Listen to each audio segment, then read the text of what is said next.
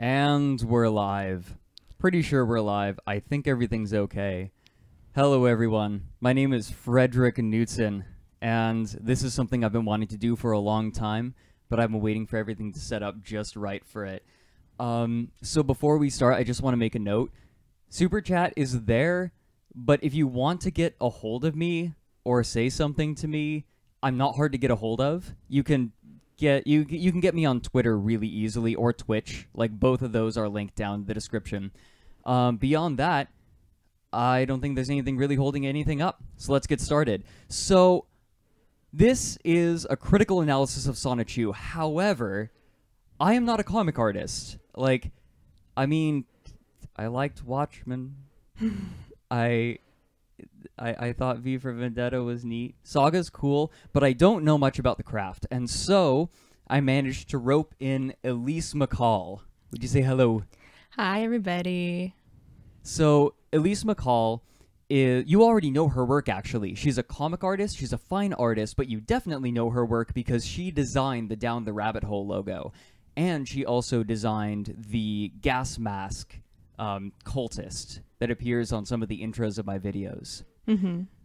And she's here to help me dissect it, similar to how I sort of dissected Norman Bouton's masterpiece.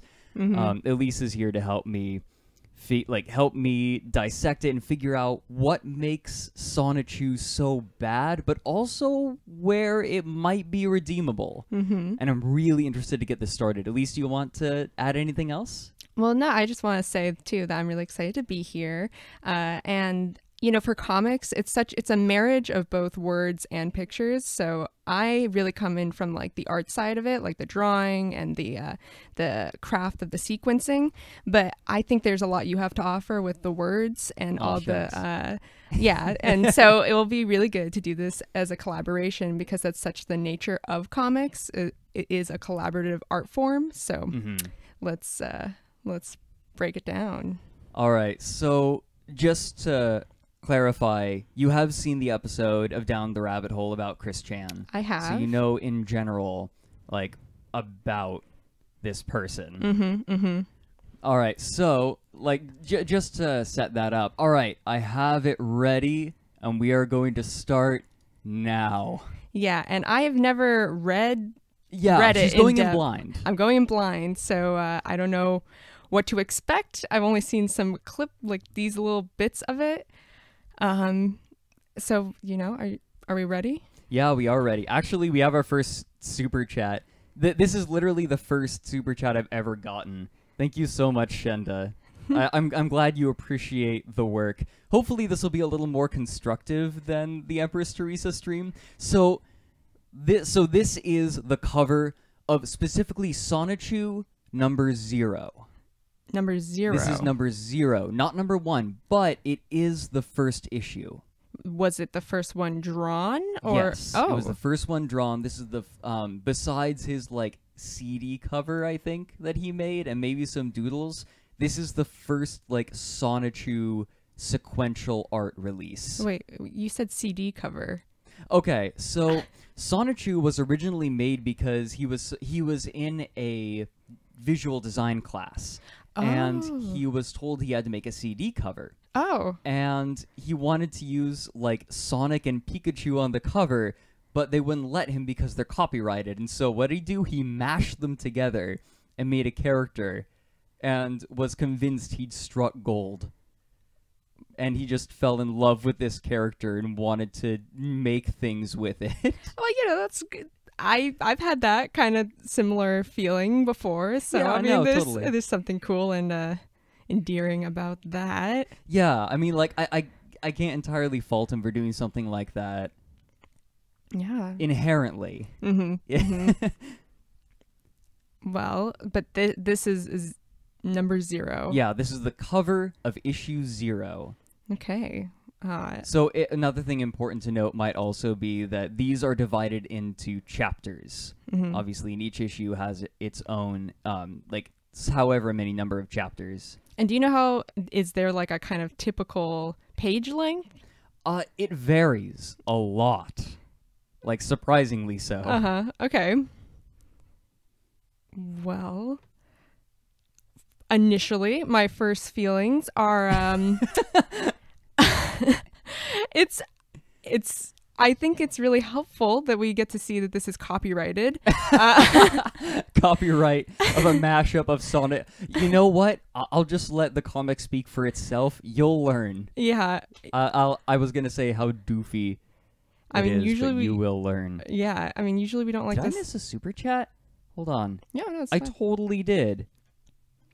Andrew Turchik said nice, and for some reason it didn't end up at the top. What in the world? Well, now we know, Am I? and All right, yeah. I'll keep an eye out. But yes, please continue. yeah, no. So I mean, there's something. You can kind of see that. I think Christian is emulating a lot of comic book covers, you know, like having the kind of issue info up here to kind of clarify that this is like number 0, you know, when it's released by. I mean, like, and this is super classic of comic books, particularly superhero comics, because there's so many like issues of it. It's a little interesting because that's immediately what I kind of get the feeling of, like, this is going to be like really action packed, you know, and we're going to just get tons of content. I'm a little concerned about this logo. It's a little difficult to read. And typically when you have like a comic cover, the most important thing is readability and like that it's like going to pop out at you and really like stand out, particularly on like bookshelves, because, you know, comics for so long have been things that have been printed and have had to like kind of compete with like tons of other comics. And so, you know, that's why we get these really like bold, graphic, illustrative covers in order to kind of draw you in, even though like a lot of the times cover artists don't match the artists who are inside the comics. And so I'd say I like, you know, like this green in the background. That's like a bright, nice color. But typically you don't put word balloons and bubbles right on the cover. On the cover, it's not typical. Because, you know, like you don't want to, nobody's going to like really read it. They're going to, you know, you want to just be bold and get like these like dramatic, let the action in the image almost like treat it more like an illustration versus like comic art. Yeah. Okay, so we have a couple super chats. John asks, have you read every issue, Fred? I have not. I tried at one point, and I felt like at some point I was just retreading old ground, and I couldn't stomach it. I'm sorry. We have Eric's Lost. Love your vids, dude. I'm so glad. Hopefully this will live up to your expectations. Could I?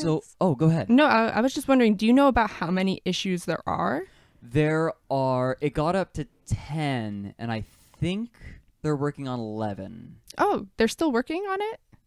Like it was like a 5-7 year hiatus. Does anyone know?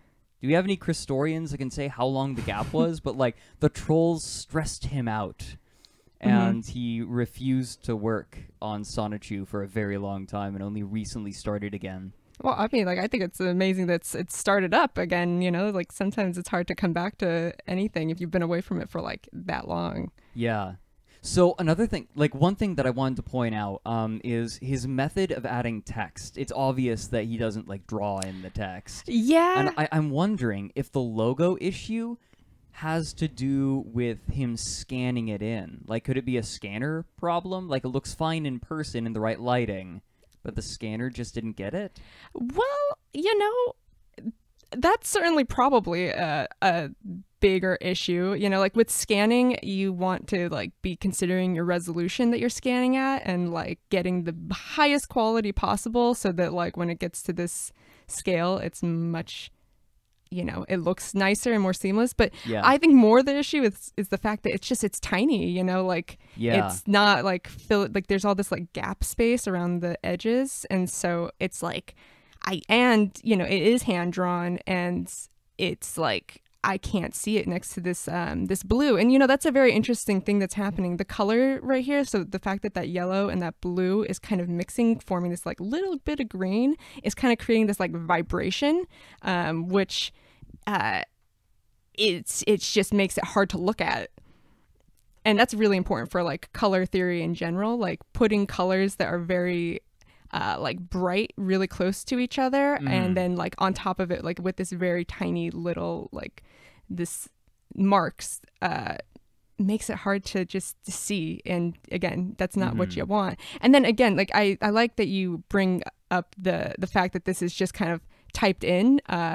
Probably is that Comic Sans? I'm pretty sure that looks. It might be. It kind of looks like it. Yeah, it's or it's something very similar. It's like all caps Comic Sans, which is atypical. Like I feel like I don't see all caps Comic Sans enough. I need more of it. Yeah, it definitely, and that will bring your attention right to it because it's on this white, like this is very clear, you know, like it's on this white background, it's black, and black in general, like as will always pop out, like it's on the surface, like it's very much, it's going to come forward versus like anything else. And so, you know, this really, it's not marrying very well with the kind of hand-drawn quality.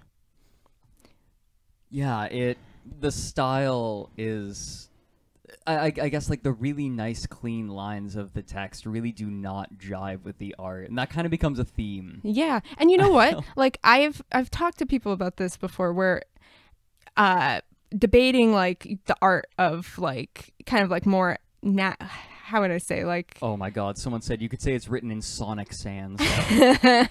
we should trademark that.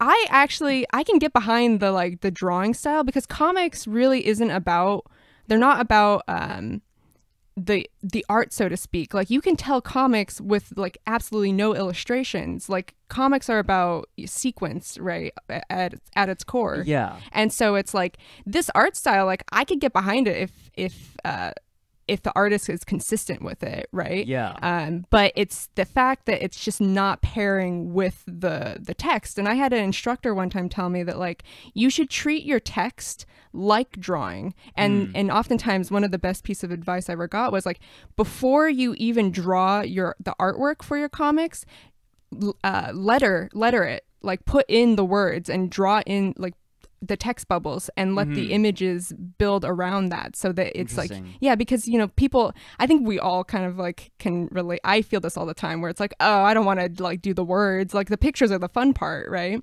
But it's gonna stand out if you kind of treat it like an afterthought. And people will notice, and they'll notice that before they notice anything else. Oh, so we have a $10 super chat by Sugar Bobcat. Said, I've read through almost all of the quickie, but I've never touched Sonichu just to maintain my sanity. I love your work, my man. Hey, thank you so much. Yeah, I feel that. After a while, Sonichu just kind of starts to grate on you, and I think Elise is going to be feeling that pretty soon. You know, I'm coming in hopeful. Yeah. You know, I'll let you. So let's go ahead and move on into like, we've spent a long time on the cover. Let's go ahead and move it in. Okay. Well, we're getting another it's copyrighted. I like that there's the little sign copyrighted. You know, it's very complicated how copyright works. Just because you draw something doesn't mean it is legally copyrighted. Like everything we make is copyright, but technically, if you have to like argue it in a court of law, like you really should go to like a copyright office and spend all the money and stuff. Yeah. So, but you know, it's like made very clear that this belongs to Christian Weston Chandler. And this is actually kind of, again, like it's emulating kind of what comics do. I don't really understand this blue border though that's happening. That's a little I think did he draw that? No way, it's too straight. Yeah, no, you're right. It is too straight. I think he went into MS Paint or something after scanning it or taking a photo of each page. Yeah, it's a very interesting choice. I wonder why. Oh. All right. So all right. Well, shall we zap to the extreme? Yeah. Get into this. All right. Sonichu's origin. All right. I will narrate, since that's kind of what I do. Yeah, please lead. Our story begins in an open field 5 miles from the city of Station Square. Huh? It says Mise. I'd like to correct you. Mise.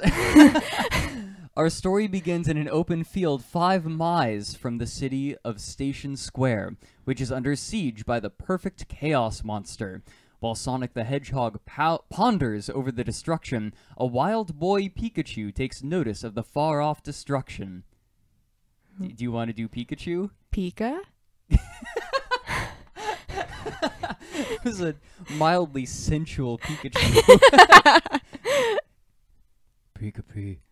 I am Christian Weston Chandler, Sonichu's creator and author of this comic. This is his story and nothing less.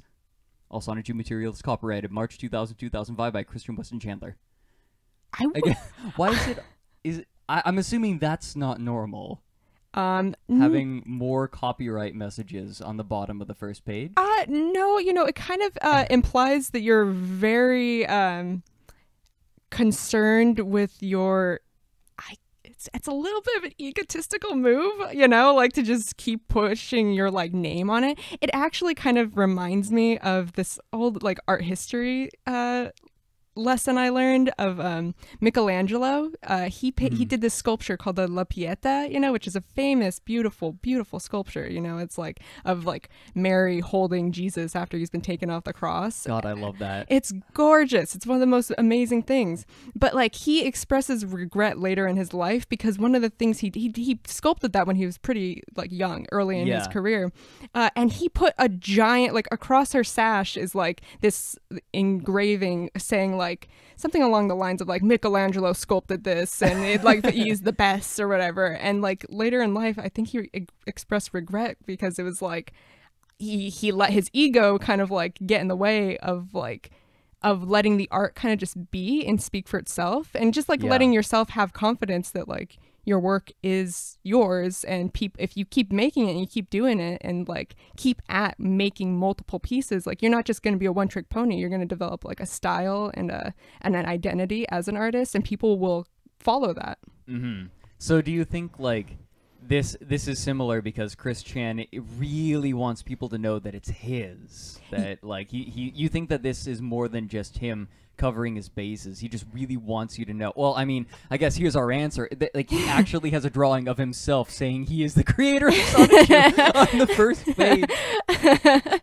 Yes, yeah, and I mean, honestly, if just let the work speak for itself. I think that's, like, of course, give yourself credit and let people know that it is you. And I mean, there is the place to do it, which is usually the cover and this little like inset, but not right in this beginning of the story. Well, okay, I also want to bring attention to something separate now. Okay. I'm very interested in what's happening back here. Is that a dinosaur next to some rocks?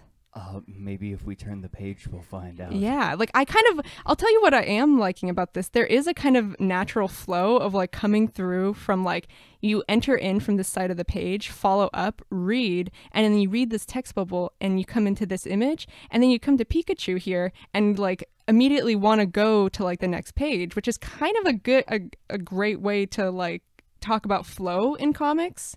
And it has a natural kind of rhythm to it, like in this little part, leading the eye through it in a readable manner. Mind you, there is a lot of open space around here that I'm not sure is like implying much for Pikachu's character at the moment, but yeah. So we have a super chat. Thomas M says CWC is obsessed with his name and loves to plaster it on everything because he believes God sent an animatronic bear to grant it to him. This is correct.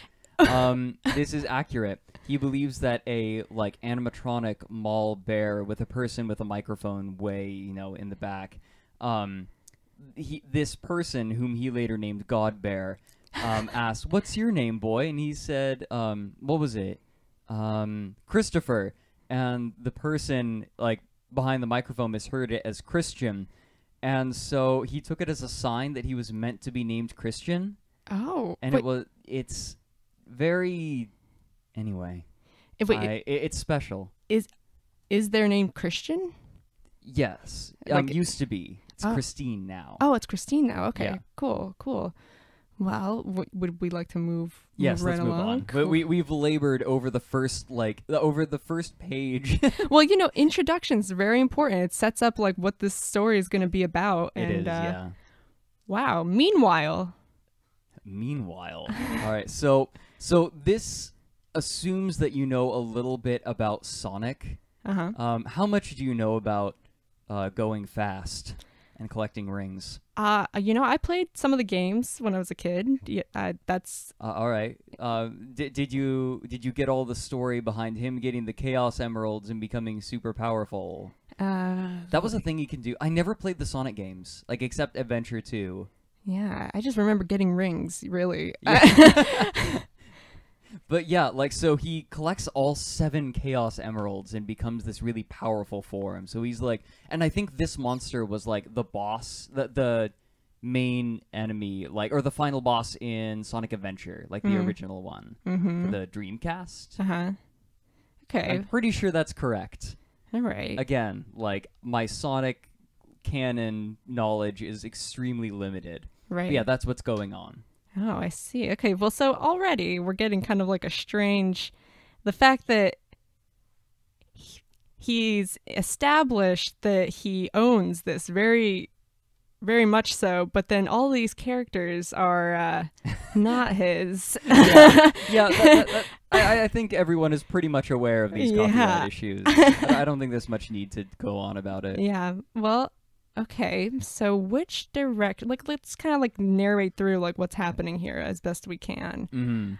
Where do you think we're supposed to go? So I think that this one is the 4th panel because like he transforms, like it's 1, 2, 3 along the top. Okay. I think because he's yellow in the 4th panel, and then I think that it keeps going like that, but they sort of jam into each other. Yeah. So I'm pretty sure it's just like horizontal consistently throughout this page. Yeah, which is like what you want to be doing. Like that like you read comics from left, like at least in America, you start reading from left to right, top to bottom, right? Yeah. And so like you should be going like this way, but this whole little sequence starts to get complicated because you can't quite distinguish whether you're supposed to go down, because I mean, like, there's a lot of visual cues here, like with this blue in the background and like the fact that there's this like black I guess what you would call the gutter space trying to like lead you down almost, and it's just like this size is very consistent, but then you want to go this way. So I'm guessing you're right. Like, we're following the like blue character and then the transformation into the... Is this Sonichu? That's like... There's a name for it, like Super Sonic? Question mark? So I'm showing off my lack of knowledge right now. So that's already kind of a rough point. But okay, so transforms... and then we jump back to Pikachu, right? Like, so in the distance Pikachu sees the like this blue guy, so that's at least like, I can read it. It takes a minute. Yeah. And then but so this is something I kind of just now noticed. So you were talking about the gutter space wanting to lead your eye in a certain direction. It doesn't work in the top left, but they do it in the panels with Pikachu. Like, I think that's how it's supposed to... Wait, is that how it's supposed to be read? Is it... like this? Oh, never mind. They did that problem again. Yeah. Never mind. Yeah, and things are just, like, there's not a very good, like, edge here. And that's another thing that's really important in comics is, like, gutters. Like, I would say, like, I'm getting a little ahead of myself. Right, before you get ahead of yourself, someone super chatted. It's about to disappear. It said, Fredrik, I adore your work. Also, you and Elise sound really great together, to be honest. Oh. Sorry I don't have any constructive things to add to the discussion. You know what? Makes me feel better. Thank you. I appreciate the confidence boost. Oh, actually, so if I just click on a super chat and then even if it expires, it'll stay up. Okay, good to know. Good to know. All right. Well, I was what just you were gonna say. Getting ahead of myself. Like, you know, comics are cool in the sense that like when you have like a page spread like this, like your eye is already like kind of peeking at what's happening over here. So I don't consider it like cheating to go ahead and kind of like compare these two pages, even though we haven't quite read it yet. But like, you know, you can see with the gutters here, they're like everything's clearly distinguished, and there's like these what we call tiers. So like this panel is one tier, this like these two panels are the second tier, and then the third tier, and then the fourth tier, you know, and having that distinguishing like separating them is helps like with readability. So already I can tell that this page is so much more easy to read than like this one, where it's just like the edges are all against each other, and everything is just like blending, and I don't really like know how to follow it. But you know, like we could give it to them and say like, well, you know, this maybe it's gonna improve. Like I'm kind of hopeful that this is like the next, like it will stay like this. Yeah, it kind of feels like he was learning. Yeah, which is totally natural. You know, like comic artists are notoriously like, I mean, I'm sure lots of us follow like web comics that like you read like the first issue, and then like you compare it to like, you know, like they've probably done like 200 or something, and you see the most recent one, and it's like the art improves dramatically, and it's just like that's the nature of drawing a lot and doing things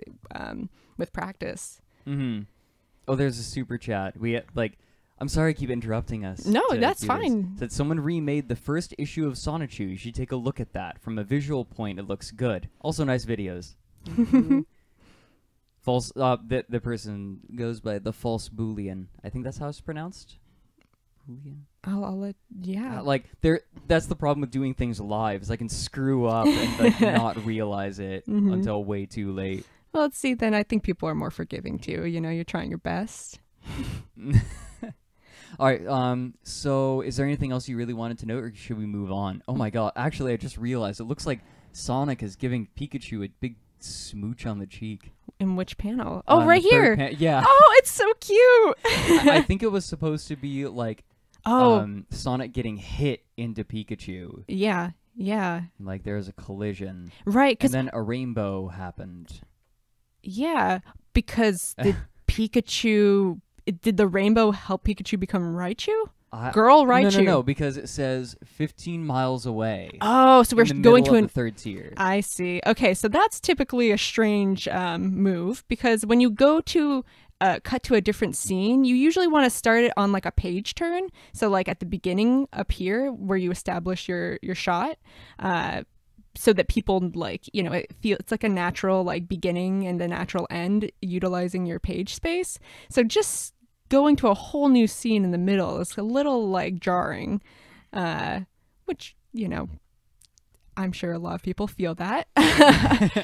Yeah, like the visual design just isn't complementing the narrative at all. It feels like the form is just kind of a vehicle for the subject matter, and the vehicle is it could be anything. So we have two super chats actually. So Sugar Bobcat has returned, and did they say something? No, it's just a $5 super chat. Thank you. Then Rainey 22 says, Fredrik, I love all your videos, and this is the first donation to anyone I've ever sent. Aww. You deserve so much more attention. Stay awesome. I'll do my best. But no, seriously. Thank you guys so much. All right, let's move on. All right. Next page. All right. So a rainbow just happened in the last one. I like how you put it. A rainbow didn't form. It didn't appear. It happened. It happened. I feel that's accurate. And I feel like there's this connection between Raichu and Pikachu.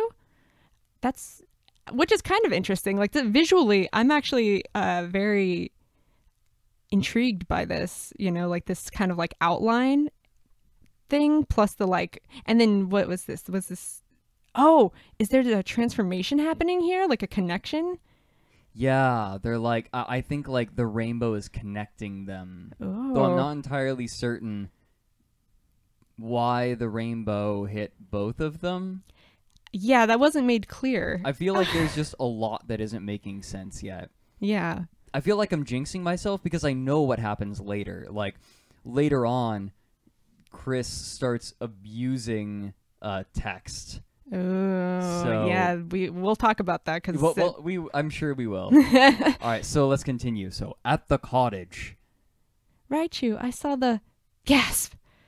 Can you read that text in there? Who are you? Where's my Pokemon? Gasp. Okay. I am your Pokemon. It's like Darth Rosechew. Mm-hmm. Okay, so did you want to read Rosechew's lines? Is this okay? Sorry, I'm like spoiling her name. Roachu. Okay. Well, typically you would want to introduce that, and so that people know. So we all know who's who. Like, for instance, we didn't even talk about like who's this person. Well, they have a heart on their shirt. Yeah. So I'm sure they're lovely. And are these their pockets? Oh god, what are they? It's kind of cute. No, they're Oh, Pokeballs. Pokeballs. They're Pokeballs. Yeah, right, because she's a trainer. Oh, okay. That I'm getting it. Okay. Okay, so I'm reading these lines. Is that what you're saying? Oh, sorry. Yeah. Sorry, we have a couple super chats before we do that, though. Someone said, shit, I accidentally sent that super chat without the message. But how long is this stream going to last? As long as Elise can stomach it. Yeah, I'm again we we're have going a hard in strong. cutoff, but I doubt we'll get there. Mm-hmm. All right, so probably a couple hours. I don't know. Then Ego Borderline says, "You're my favorite YouTube channel. Keep up all the hard work." I am. I'm doing my best. Sorry that the next episode is taking like another long period. This subject I'm doing is really weird. Mm-hmm. And like what I'm doing, I don't think anyone has really done with the subject yet, which is putting it in chronological order. So I'm like going in and finding all this stuff and saying, oh, and like trying to take all this info and put it in a chronological order. So it's confusing and frustrating. Anyway, Sonichu. But is it as confusing and frustrating as reading this so far? I mean, I guess we're gonna find out. We're like, let's keep going. Let's keep going. So you're as beautiful as a rose. As a rose, I need a new name since I'm a new Pokemon. So you may call me Zabud Rosechu? Rosechu. She's Spanish. Wow. So I didn't even, that's really hard to read. Yeah, I didn't think there was anything there. I thought it was a cliffhanger at first, and then I saw there was text in it. Why is there a copyright symbol here? I think it's supposed to be like... Is this like a trademark? Like, Yeah, is this I supposed to think be they this meant character's it. new, like, logo? Yeah. Oh, that's interesting. Is that necessary? Is the copyright... I don't think... I don't think it's necessary. And I think it's a weird place to end on because it kind of feels like product placement, even though there's nothing being sold. Well, I mean, let's think about... maybe we should retroactively call her Christine. But it's rough because like there's this whole phase of life that was very dependent upon like the name and the gender. I don't know. I don't even know how to put it. Yeah, I'll refer So to them they as were- Christine. So for the sake of simplicity, they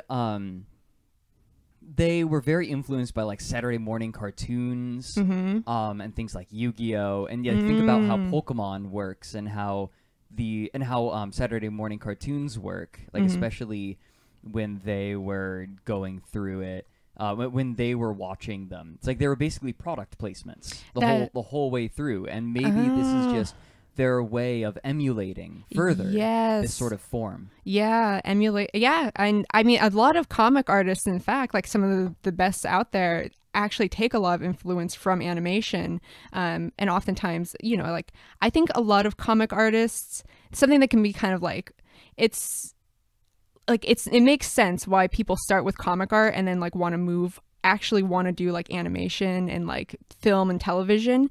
But one of the best things for like is to remember that it is its own art form, and that like if you're just trying to like pretty much treat it like a means to an end, almost like a storyboard for like animation, you're really not taking advantage of like the medium itself and what it can do that's different from animation. And then also you're not playing to its strengths, because, you know, fundamentally it's not a moving, it's not picture, it's not animation, you know, it is sequence, it's sequential art. So like this kind of furthers my theory, or it supports my theory that the vehicle for the story isn't the most important thing to Chris. It's just the story itself. Yeah, like almost like they seem like they'd be ready to take on offers for like a TV show, and that this would fall wayside like because this is more of a pitch. Yeah, exactly. It's it's a kind of a bummer when comics get treated like that, because it's just, again, like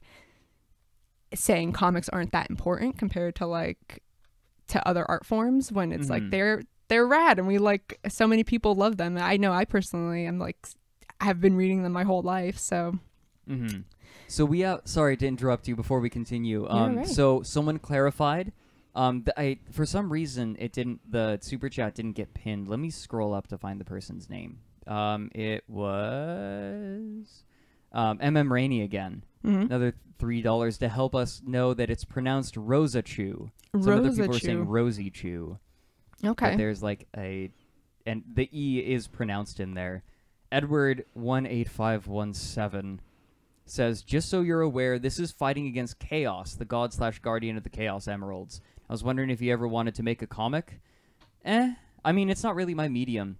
If a comic artist approached me and said, hey, Fred, you want to do a thing? Dude. I mean, I wouldn't turn it down. I was thinking about it in the future. Maybe really? We might, who knows? I like you. I mean, I love your art. Dude, and I love your writing. For actual real, go to EliseMcCall.com. Her art is gorgeous. You're so sweet. Thank you. But yeah, I was right. That's sort of the, what's happening here is what's happening in, it's like a retcon of, was it Sonic Adventure? Oh, okay. James Pierce says, are we safe to assume that this is the first and only crossover between Pokemon and Sonic? I mean, I'm not willing to browse fanfiction.net for anything like this, but you're welcome to find out. If you do, tweet it at me. Although we should mention, I feel like that's a problem. We should mention we have you and me specifically have browsed through DeviantArt before and looked at the extensive community of the Sonic community and the art that they make, and I gotta say, it's fantastic. It's a real joy. I really encourage everyone to do it. It makes me happy. Muhammad Al-Mansur says, hey dude, I loved your Empress Theresa stream and I wish you make some creative writing videos with tips and such. You should do it. I've been kind of considering doing a second channel for other more creative stuff, but every time I say, I should do that, I just end up saying, that's time I should be putting into down the rabbit hole. Right. Because I just consistently, I don't want to pull too much time away from that. Well, hey, maybe in the future when you've got more, maybe you get a more intense process under wraps, and then you can kind of allow more time for it. Mm-hmm. People are saying flirtation 101. To clarify, Elise is my sister-in-law. Yeah. And my brother is in the room. He's right here. Say hi, Corey. Yo. He's the husband to me. He's the husbando. But Fred and I are BFFs. We've spent hours chatting about art. Yeah. And Elise is way more educated on art history than I am, and every time we talk, I learn, which is one of the reasons I wanted her here. Yeah, and I learned so much about words from Fred. It's really great. Shall we continue? Yes. Okay, so coming from Rosachu, we are now. This is kind of the first appearance. I mean, I guess he was there too, which is the same pose, but but let's give credit. The artist drew it again. This is not just a copy paste of the same thing. This is a new thing that's just drawing after it, which is good. I think it's nice to continue instead of just copying and pasting images in comics, which can be kind of tempting. It's nice to see things drawn, hand drawn over. Yeah. Oh, if we both had to make our own version of Sonichu, which two explicitly copyrighted characters would you combine? Asks Zaki Snacks. That's fusion. Fusion. Like Dragon Ball Z style. Of any Sonic character. Of any two characters, I think. Okay. Any two copyrighted characters. Okay. Okay, we have to think on that because we should keep going. Yeah, but yeah. I'll consider this. I'll consider it too. So what? I've changed, huh? The battle is on? I've got to help. Time to zap! Zapping. Okay, so we're going like this looks like a leap. That's some nice action happening here. Yeah.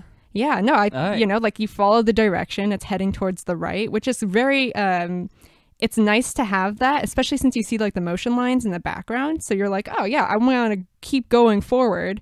I don't know where we are now though. Suddenly we're in a like it feels like a different space, like on maybe a candy cane, which is this, you know, spirit of Christmas and all, but this doesn't look like it's a part of the scene anymore. Or maybe I'm missing something about like the no. Okay. And then meanwhile, why are we meanwhiling? I thought we were in this. Oh, are they? Where did they? They are in the scene. Yes. So why are we meanwhiling? I don't know. Huh. Okay. Maybe the next page has answers. Okay, let's go forward. Thunder! No, it's the same scene. Meanwhile, to literally half a second later. And a intense roar, also done in Comic Sans. Kind of stretched vertically to yeah, fit the bubble. Yeah, it's really not pleasant to look at, I'm going to say. And then almost got him. Really, that fight ended pretty... I think that's supposed to be Sonic on the bottom. Wait, just Sonic? Yeah, like Supersonic. Like it's inconvenient because they're both yellow with like flesh tone arms. Yeah. That actually speaks to an important thing in comic art. Something that that's really easy to do when you're beginning to like learn how to draw comics and you're like, you know, you're juggling a cast of characters, is we tend to like draw the same character but then just give them like different like hair colors or like little details that like make us feel like we can distinguish them, but like for an audience member is going to be really hard to follow along with. And so it's a way to counter that, and we all do it, like, because we have kind of like a default of like what we like to draw, and like in a lot of ways we kind of end up drawing like ourselves in a strange way, like things that like are very familiar to us. Yeah. And a way to counteract that is to literally just do a lot of like drawing from life to really pay attention to how things are different, especially like figure drawing. Like draw your, you know, like your mom compared to like your best friend compared to like, you know, some stranger on the street, because that will give you a real sense of like distinguishing characteristics and like how like people are different from each other and how you can like show that within comics. So you think that a lot of this is just a symptom of Chris not having the artistic background? Yeah, I could say that. Yeah, because it's I know that feels like the obvious thing. Yeah, but it's, you know, but it's like that's specifically what is causing these particular problems. Yeah, it's like it's a newbie thing to do, and it's not just like Chris isn't the only one that would run into this issue. Like everybody does. I even when I was learning how to draw comics, like it was, you kind of end up going into a default mode, and it really makes people. It kind of can turn you off from like a comic when you see that, because you're just like, look at all these, like, look at this person who's just like copy and pasted all across, and it's like nobody is distinguished from one another, you know. It's not believable. It doesn't really sell you on the fact that like this is a world that exists. Yeah, because it's so homogenous. Yeah. All right, so shall we continue? There's double Sonichu again. Yeah. Like, man, that really highlights the problem. Yeah. Next panel, and then the one after that, there's like a sploosh. A sploosh. What's sploosh? Where? In the second panel on the second page. That one. Oh, here. Yeah. Yeah. Something happening. Oh, yeah. Maybe it's like a giant wave, like kind of like it looks mushroom cloud like, you know. So I mean. Yeah. But like it's yellow, and that's kind of been associated with electricity. Anyway, so we have a crowd yelling, "Sonic, Sonic!" Yeah, where'd the crowd come from? Oh, I think they just won. Wait a minute. But they said almost got him, as if they needed something more. Man, that just... I like how the penultimate attack is this huge deal, and the ultimate attack is, like, a tiny panel. Yeah. You know, I will say, I think it's cool that they chose to create, like, do this big action, like, on on a splash page, like a full page art, right? That's usually a kind of, and it was a page turn, right? And page turns, like, you kind of want to be like a dramatic moment or something that's really like, you know, worthwhile to look at. It's unfortunate, again, that there's like this big open space, and then like it's strange that like this isn't like the deciding factor, you know, like that we then kind of continue into this like little tiny panel that's like has something really big happen, but seems to like it feels less important because it's in such a small frame, you know. Kind of anticlimactic. Yeah, and it's like I could see like the story, it could be cool if it just like ended on this page, right? Like if the battle was just like this was the final thing, and then we move on to like another like chapter or something. Yeah. Oh, we have 2 super chats real quick. Williker Dinkle says, "Hey Fredrik, love your videos, and I enjoyed your performance in If the Emperor Had a Text-to-Speech special." Aw, thank you. That was a lot of fun to do. And Elisa's Doxanosis. Yeah. Oh, yeah. Yeah, Elisa's comic is killer. Seriously, EliseMcCall.com. True man pledged $5 to say, "Lol, nerd." I mean, that's just redundant. All right, later. We've had meanwhile and later. So wow, what a battle. Not only that, but I've received super speed, a new body, and above all else, I am able to talk like a human now. And apparently I look like that hedgehog I helped earlier. From the cheers, I guess his name was Sonic the Hedgehog. Sonic had just about the same abilities as I do now, and I guess I am now a hedgehog now too. I am a new Pokemon. I am no longer a Pikachu, so with inspiration, I am now Sonichu. And from then on, Sonichu went on to make new friends as well as enemies, and he will use his abilities to stop evil and to save the world. Stay tuned for more zappin' adventures of Sonichu. He's got a nice mohawk going on. Yeah, it's pretty nice. You know, the double eye color is also interesting, unique. You know, harkening back to what we were talking about with the animation and everything, like the almost like wanting this to just be a vehicle to get towards something else. This feels so much like, you know, like the end of like a Pokemon episode, right? Like, yeah. Oh yeah, I can totally read that last bit. Yeah. I totally forgot that part of Pokemon. You always have the narrator who's like, and from then on, Sonichu went on to make new friends as well as enemies. Yeah. Like, yeah, they kind of like, now I'm going to wrap it up for you guys, and then we're going to like start with like a intro the next episode. It's very much like animation, or even like early superhero comics, you know, like that kind of over dramatic kind of verbose language that's a little unnecessary. I can already tell, like, this is going to get pretty wordy, isn't it? oh man, you don't know the half of it.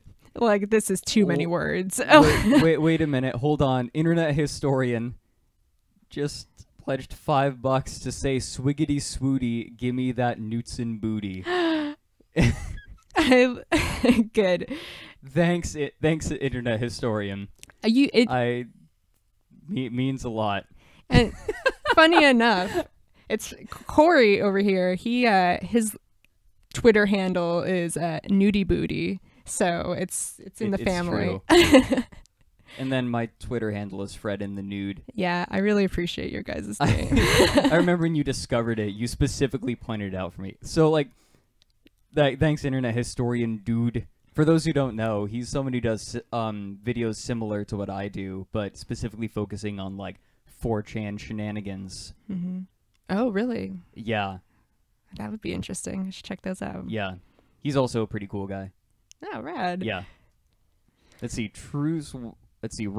Writes, whoa there, this is untrue and dishonest copyright infringement. Better cough up to Chris, Freddy. I don't think I've ever heard you called Freddy. Yeah. Doesn't happen a lot. Hey, and then before we continue, one person, RWD please 1, writes, love the Down the Rabbit Hole series. Keep it up. I'll do my best. All right, let's continue. Yeah. Okay, I feel like we keep getting sidetracked. No. I mean, there's lots to take in, especially with this comic. Also, let's bring up, like, So Rosachu got a whole logo, but Sonichu, who this is all based on, did not get his logo drawn above him. We just got text. So I'm a little like disappointed with that inconsistency. I would have liked to see the Sonichu logo right here. Yeah. But, you know, it's just a nitpicky thing. Let's move on. Oh, what's this? Oh boy. So this is where we get into the more this is where it becomes really obvious that this is a pitch, like for a show. Yeah. As the creator of Sonichu and his world, I feel that I should take you on a trip to learn more. Besides, I promised my other hedgehogs as well. So let's tour my section of the cartoon world. He wants it to be a show. Yeah. Like he just literally says it. The comic title is Sonichu. By that, we man the saga of the electric hedgehog Pokemon. Location, it is set in and around the city of Quickville, a vibrant community with good people and average amount of cool places to chill at. I am the mayor. He's not just the creator and the narrator, but also the mayor. I love it. Characters. This is Sonichu, the electric hedgehog Pokemon and main character. Age 16 years. Hobbies, running, surfing, chillin', mostly outdoor activities. Other facts. He enjoys the scenery around him. His favorite colors are yellow and blue. And he enjoys popular music. And he loves Rosachu. Oh. Look at this little smiley face. I know, right? So let's see. Next up, Rosachu is a spunky and very beautiful girl electric hedgehog Pokemon. I like the necessity to point her out as a girl. So like Sonichu exists and also there's a girl. To be fair, that's in keeping with cartoons. All right. Age 15. Hobbies, frolicking through the field. Shopping at Quickville. It's been a long time since I've read this. Shopping at Quickville Mall and cooking. Convenient. Her original trainer is the caring girl Kel. Rosie is Rosechu's nickname, and she likes to pick flowers. Her favorite flower is the Zap Bud. She always keeps her heart saved for her Sonichu. God. Okay. Yeah. Kel is Rosechu's caring Pokemon trainer. Nate Cirque is the son of Team Rocket boss Giovanni. Black Sonichu, a.k.a. Blatchu, he is Sonichu's evil twin. He was created in Giovanni's lab from Sonichu's DNA with an accidental dose of cherry cola. Oh.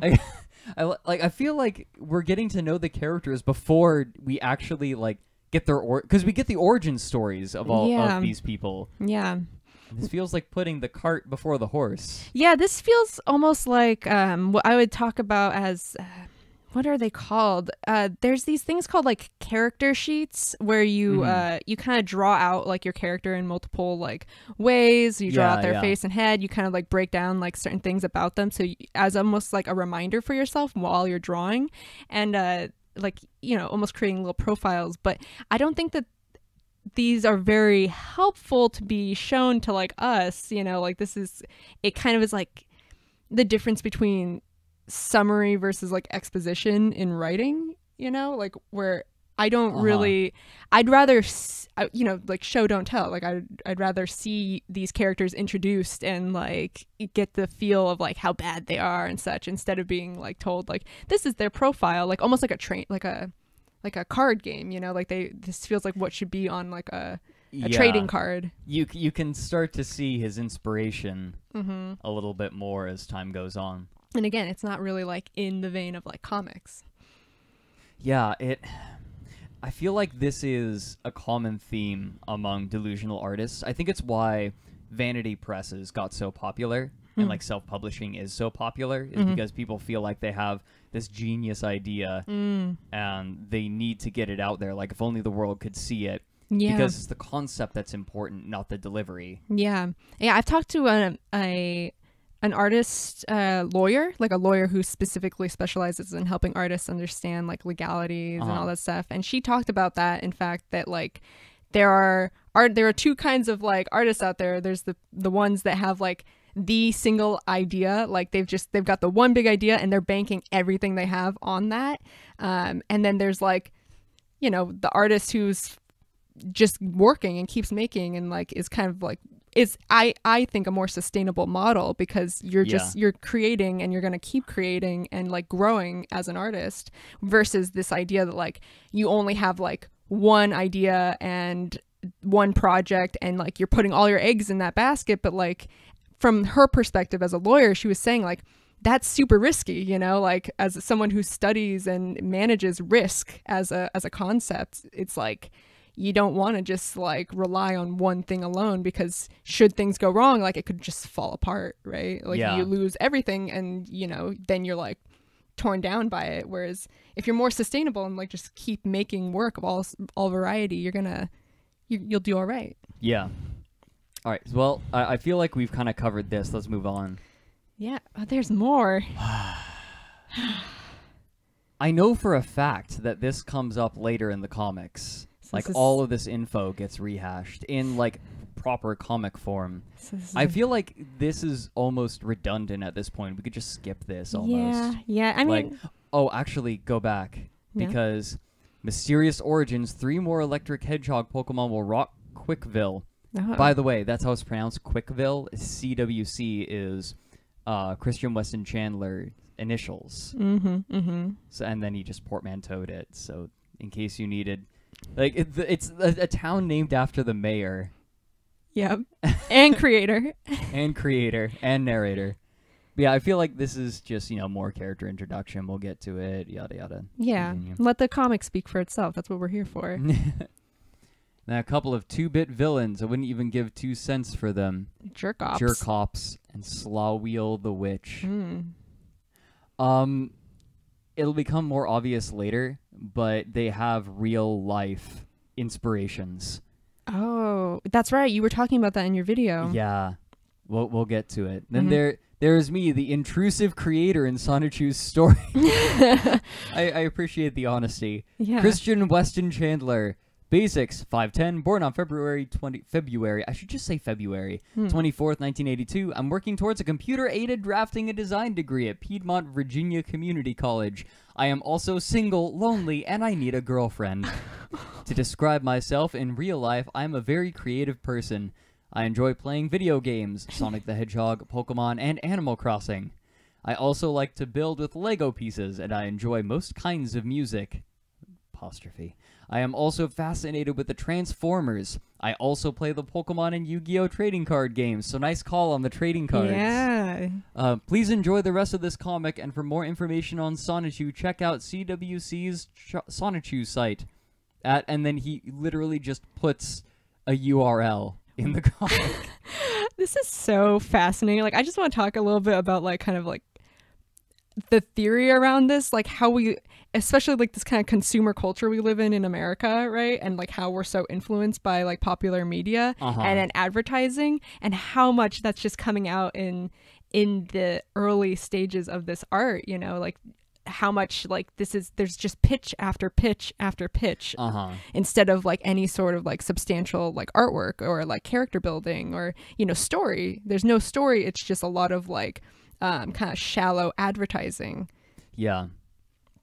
And, you know, he's single. Yeah. And lonely. I know, and he needs a girlfriend. It's a pitch for himself. Yeah. God.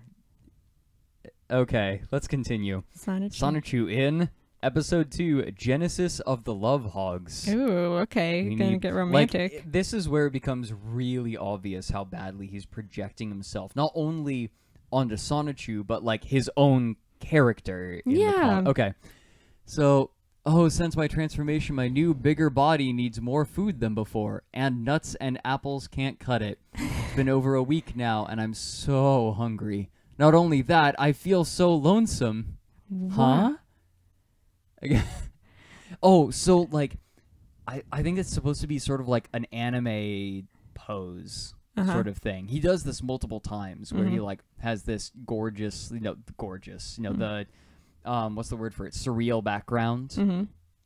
He does this a lot. Kind of like flat, and it's very I can't give you, and you know, I can see he's doing some interesting things with the angle, you know, bringing attention to this is an over the shoulder shot, and so we're like looking at like with his gaze, which is you know, a good shot composition. It's always a classic thing to fall back on. But, there's a lot of focus on this. I want to ask you too, like, I think it's kind of interesting how the words here, like being very hungry and then talking about loneliness and like this kind of, it's like, kind of like shoved into the panel there. Yeah, but like, like the words, like, what do you feel about like that kind of implication of like hunger and then like this kind of like sexual loneliness, right? Like, it's weird. And then he sees something, like he talks about how hungry he is, and then like he gets this glamour shot of someone. It almost implies like cannibalism. Yeah, it's very odd. And we get a big question mark. That's kind of neat. I like that visually. It kind of breaks up like just the scene. And I think using kind of like expressive like characters, like little images like these are can be really fun. But I don't really know that we need it, right? Like, we've already got the like there's a lot of redundancy in here. Like, I feel like just the shots of him, it reminds me a lot of Empress Theresa in that like every detail needs to be absolutely clear because the vision is so important. Yeah. Well, where's she running off to? That's a good question. Let's find out. Actually, there's something I'd like to do real quick. Yeah. I want to turn up the mics just a tad because I can. All right, that's as high as I can go. Let's continue. 15 minutes later. God, that text is tiny. I feel like the text was really an afterthought. Yeah, no, panels. Like I said, do your text first. Treat it with the same love you do your drawings, because that like people will notice it and it will all just fit together way better. Like, again, the art itself is not so bad, actually. Like, I could get behind it if everything was consistent with it, like if the text matched it stylistically. Let's see. So she lives in that cabin, huh? And with her trainer, maybe I can... How did he figure out she was a Pokemon? I feel like there's a lot that's just kind of... He implicitly knows. So, well, I feel like I'm beating a dead horse now. Well, come on, I'm fixing some Brunswick stew. So-so. What? So-so? So-so. What? I don't know. Anyway, since my transformation last week, I felt so lonesome because there's no other Pokemon like me to love. Aw, relax, Rosie. What about my Dragonite, David? He's She tried to play matchmaker. Oh, come on, Kel. David's just too big for me. Phrasing. Boom. Well, can't say I didn't try. Hey, for all we know, your love could be just around the corner. Sorry I'm talking so slow. It's really hard to read this text. Yeah. I'm kind of like hanging over Lisa's shoulder awkwardly. Yeah, and you know why you're also reading it slow? When things are capitalized, they naturally make your brain like slow down to read it. And I mean, comics do this because they tend to like have just little bubbles, right? Where it's like, oh, like, hello, like that's fine, but when you've got like this like dense of text and it's all like stacked on it, I mean, like, I'm sure I'm not the only person who's like seen comics where you're like, oh man, look at this like big chunk of text that I really don't feel like reading, because it's just jammed in there and it feels like, like this. There's no room for the artwork here. You can see like half of her eye. But like, look at all the white space to the right. There could have been like enough room to like give this the breathing space it needs, but it just... What? You know what I'll bet happened is the panels were drawn before the content was really well known. Right. That you're probably correct there, where like it was just kind of blocked in, and then like it was. I mean, it's weird. It's like it seems like it was drawn with just like pencil, so I mean, like it could have been erased, but that I guess we make the choices we make. It's a creative decision. Yeah.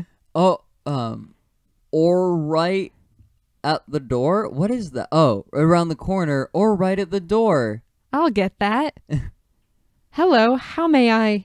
Hey. Like, so let's just consider, like, how long has Sonichu been wandering the forest? Like, without showering or eating. Like, you basically just have this strange, mangy thing, inexplicable thing at your front door talking to you. Just, hey. Hey. Like, I read it as a sort of, hey. Like, Sonichu's, like, voice, like, throat's dry. Been smoking and drinking in the woods for, like, 30 years. I'm just a wild one. You're not helping your case. Maybe they found some deodorant plants. Hadn't eaten much for over a week. Can you help me out? I don't believe it. A handsome Pokemon who is I've is got to like learn me about him. Oh my god. Okay, thank you for helping me there. I don't think I would have gotten it on my own. Typically, we don't want to do this either. Breaking a text bubble with an image and then putting text on either side, it makes it very confusing to read. What about Sonichu is so attractive? Is it just like any port in the storm?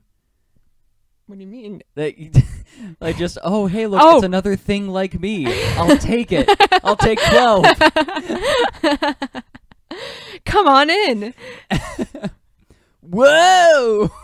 So what's your name? Sonichu. My name's Rosechu, but you can call me anytime. Oh, right. He's still got the hobo voice. How about I call you Rosie? I think she likes that.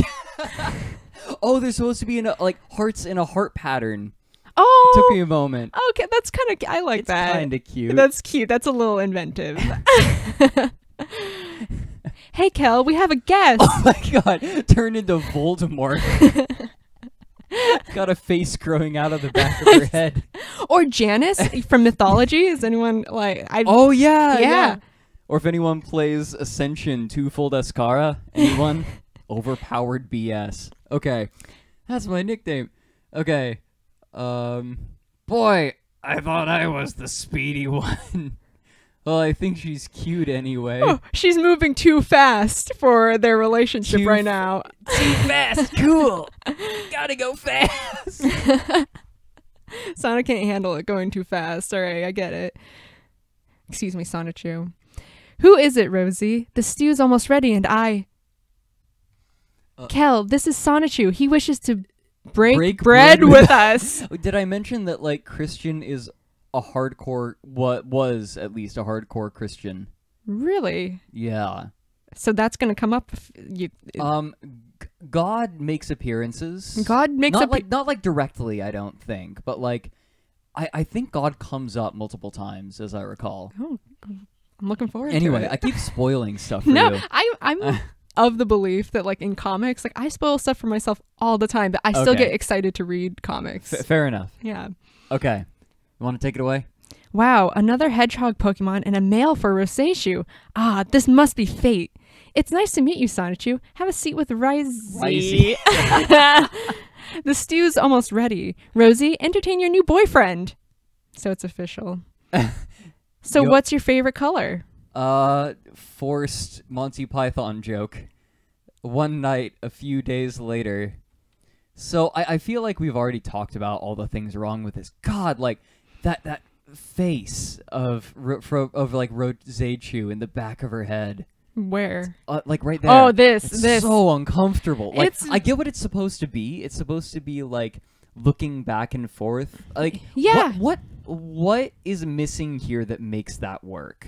Well, typically, you know, when that's being used, that's like it's like overlapping action, and you've probably seen it happen a lot in like superhero comics when you want to show like a character moving across a space, you know, and it's almost it lends itself to be kind of similar to animation to show like an action happening in one panel by like showing the character in multiple different spots, and naturally your mind is gonna like fill in that gap and be like, yes, this character is moving around. This doesn't quite work because it's so small, and it's like there's not a really good reason to have this kind of choice being made right here. You know, like if you see like Wonder Woman leaping over a car or something, which I think like Scott McCloud even like talks about in Understanding Comics. Like you're like, you want to see like that action, and that's like kind of like a nice continuous thing to do there. But like for a character just like turning their head to like say something, it like, why do we need that? You know, like it's not extreme enough. Yeah, and we don't even. I could just do without this entirely, and she could still just be saying like, we have a guest, that's my nickname, and you know, be looking longingly into Sonichu's eyes. Yeah. It's just implied movement. Yeah. Oh, also, Ark's helping me out here. I missed, so apparently I don't get, I have a super chat up here by Dobu that says, Chris was also influenced by anime. Yeah, we kind of talked about that. Excel Saga particularly, thus the heterochromia, random anime poses, and butchered Japanese. So the so-so is supposed to be like the Japanese soul. Oh, wow. I understand. Or, okay.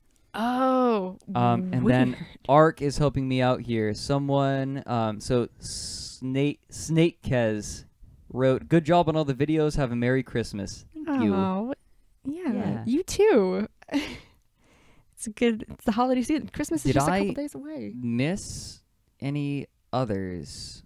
I might have missed a lot of them because less than $5 doesn't seem to get pinned.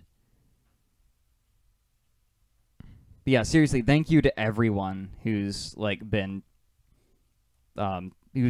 super chatting. It helps. It actually does really help. Yeah. Okay, shall we continue? Yeah.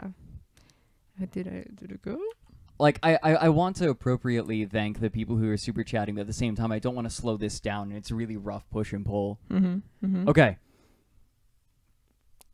So, it sure is.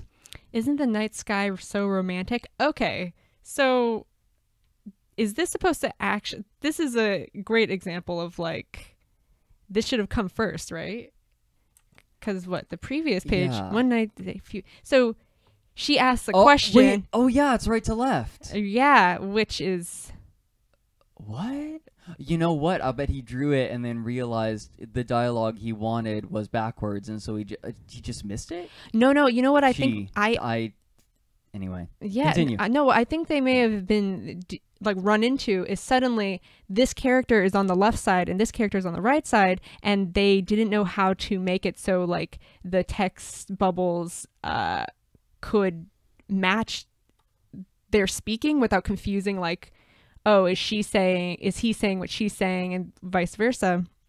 But there's so many ways you can remedy that within, like, when you're, drawing comics and figuring out the text. Like, you could stack them sort of like down here. You see, like, there's a stacking happening, and then show the appropriate, like, tails of the text bubbles matching the mouths. So, but this just is, like, weird. I mean, another question we could ask, I mean, like, it might be, I wonder if it might be related to the anime influence that, like, the manga, because, manga reads right to left instead. Yeah. So maybe it was like, I've definitely had it. I've talked to friends who, like, sometimes because they, like, read a lot of manga, they'll actually, like, get it confused in their head and realize, I accidentally drew this page backwards, Okay, so a couple of people have super chatted, by the way, below $5, and I've missed a couple. So Ark is going to help me out, and they're going to send me the all the ones that don't get pinned, because anything under $5 for some reason doesn't get pinned. So I'm going to get them. Don't worry. You will. I'm sorry if I missed you earlier. All right, let's continue. I could just sit here and look at it for hours with you. Yeah, but then we'd fall asleep together. Is that a okay? And I wouldn't have it any other way, Rosie. Oh, Sonichu, I'm so happy with you. I love you. With a heart for an O. That's cute. And I love you, Rosechu. As often as birds tweet, you are my lovely heart sweet. Oh, Jesus. I love it. I forgot about that. You are my lovely heart sweet. Yeah. I love it. Oh my god. Oh, Sonichu. And then the whole fireworks trope. You know what? They look like Simpsons characters. Yeah. in that panel because of like the Their mouth mouth. skin. Yeah, and the way like that the it's beard. yeah. You know what's I would even say like this panel is so unnecessary. This like kind of like I understand that it's probably being used to be like, ah, yes, here's the slow like they're going in to kiss each other, which is a little strange because they close their eyes and just open their mouths. But yeah, Ko's Pose says the kissing frame makes it look like Sonichu is eating her lips. Thanks, Ko's Pose. just sucking on them.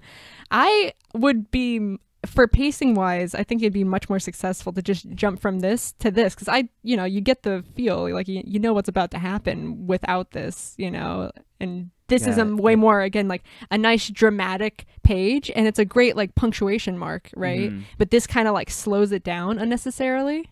Yeah, what this like the feeling that I get is that he either thought like, oh, there's a bunch of space down here and I need to fill it with something, or like the moment before the kiss is really important Right. to the author. Yeah, which like that can like, also, to be fair, like yeah, it can be. Yeah. Like that, like sure.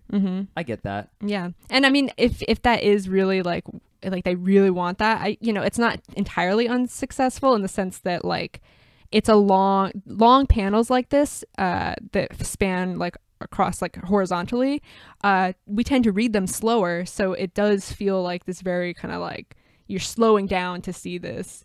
But again, like I just feel like this is enough, right? Like, yeah, this is it could be shorter. Yeah, like always make it shorter if you can. Well, yes and no. Like I think, well, yeah, I guess that's not a hard and fast rule. Yeah, it's sort of like each, if it's important to you and if it is, it's like you definitely do this kind of thing. I just kind of like being a little like snappier, especially since this comic has since shown that it's taking influence from like animation and like drama and being really like action packed and in its influences. So like this feels more kind of like related to like shoujo manga, like or romantic dramas that tend to be paced slower and way more about the character building, character drama. Though to be fair, like they fell in love over the course of like 3 pages. That's true.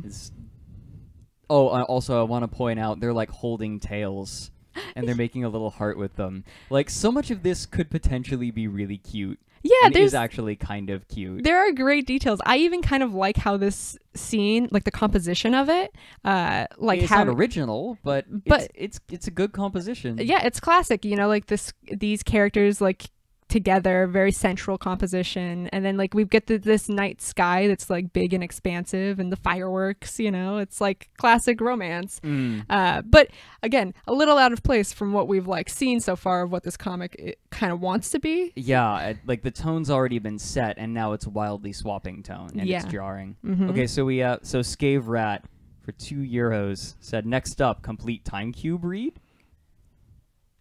Okay, let's continue. Right. We have an advertisement for the Sonichu in case it wasn't clear that like this was meant to be a sprawling franchise. Again, though, like this is so fascinating to me because it's just emulating what comics do, which is like, and other kinds of media, which is, when you're reading a comic, they tend to put ads like in the middle of an issue while you're reading through, and it's like, it's interesting to see like that carrying over. Like that's the influence of like advertising on our culture, that like a newbie to the art form would choose to like add that because it's like it seems important enough, Yeah, like it's a part of the formula that they have to hit. Yeah, to get that feeling that they're looking for, which is so interesting. I think you could like write a lot about that. As far as art theory and such goes. So Spear asks, when we gonna get to Chris Chan and his oversized straw?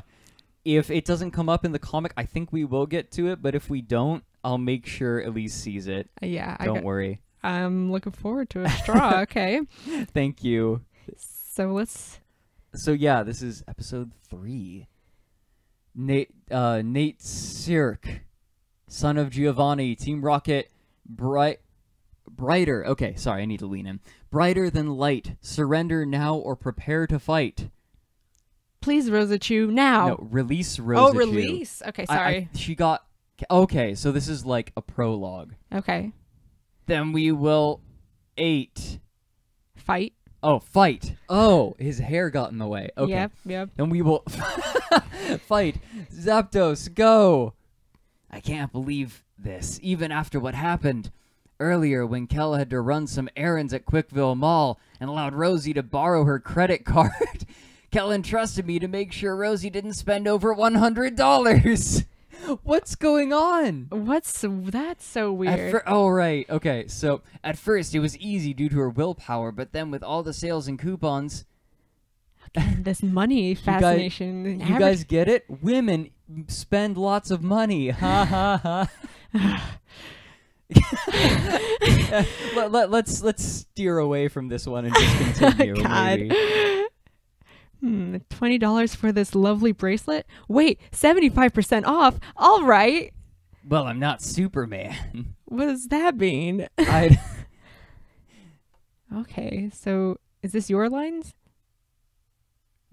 Adam W says, I showed you my dick, answer me. Also, this is the best Christmas present I've ever gotten. And then has an emoji of a menorah.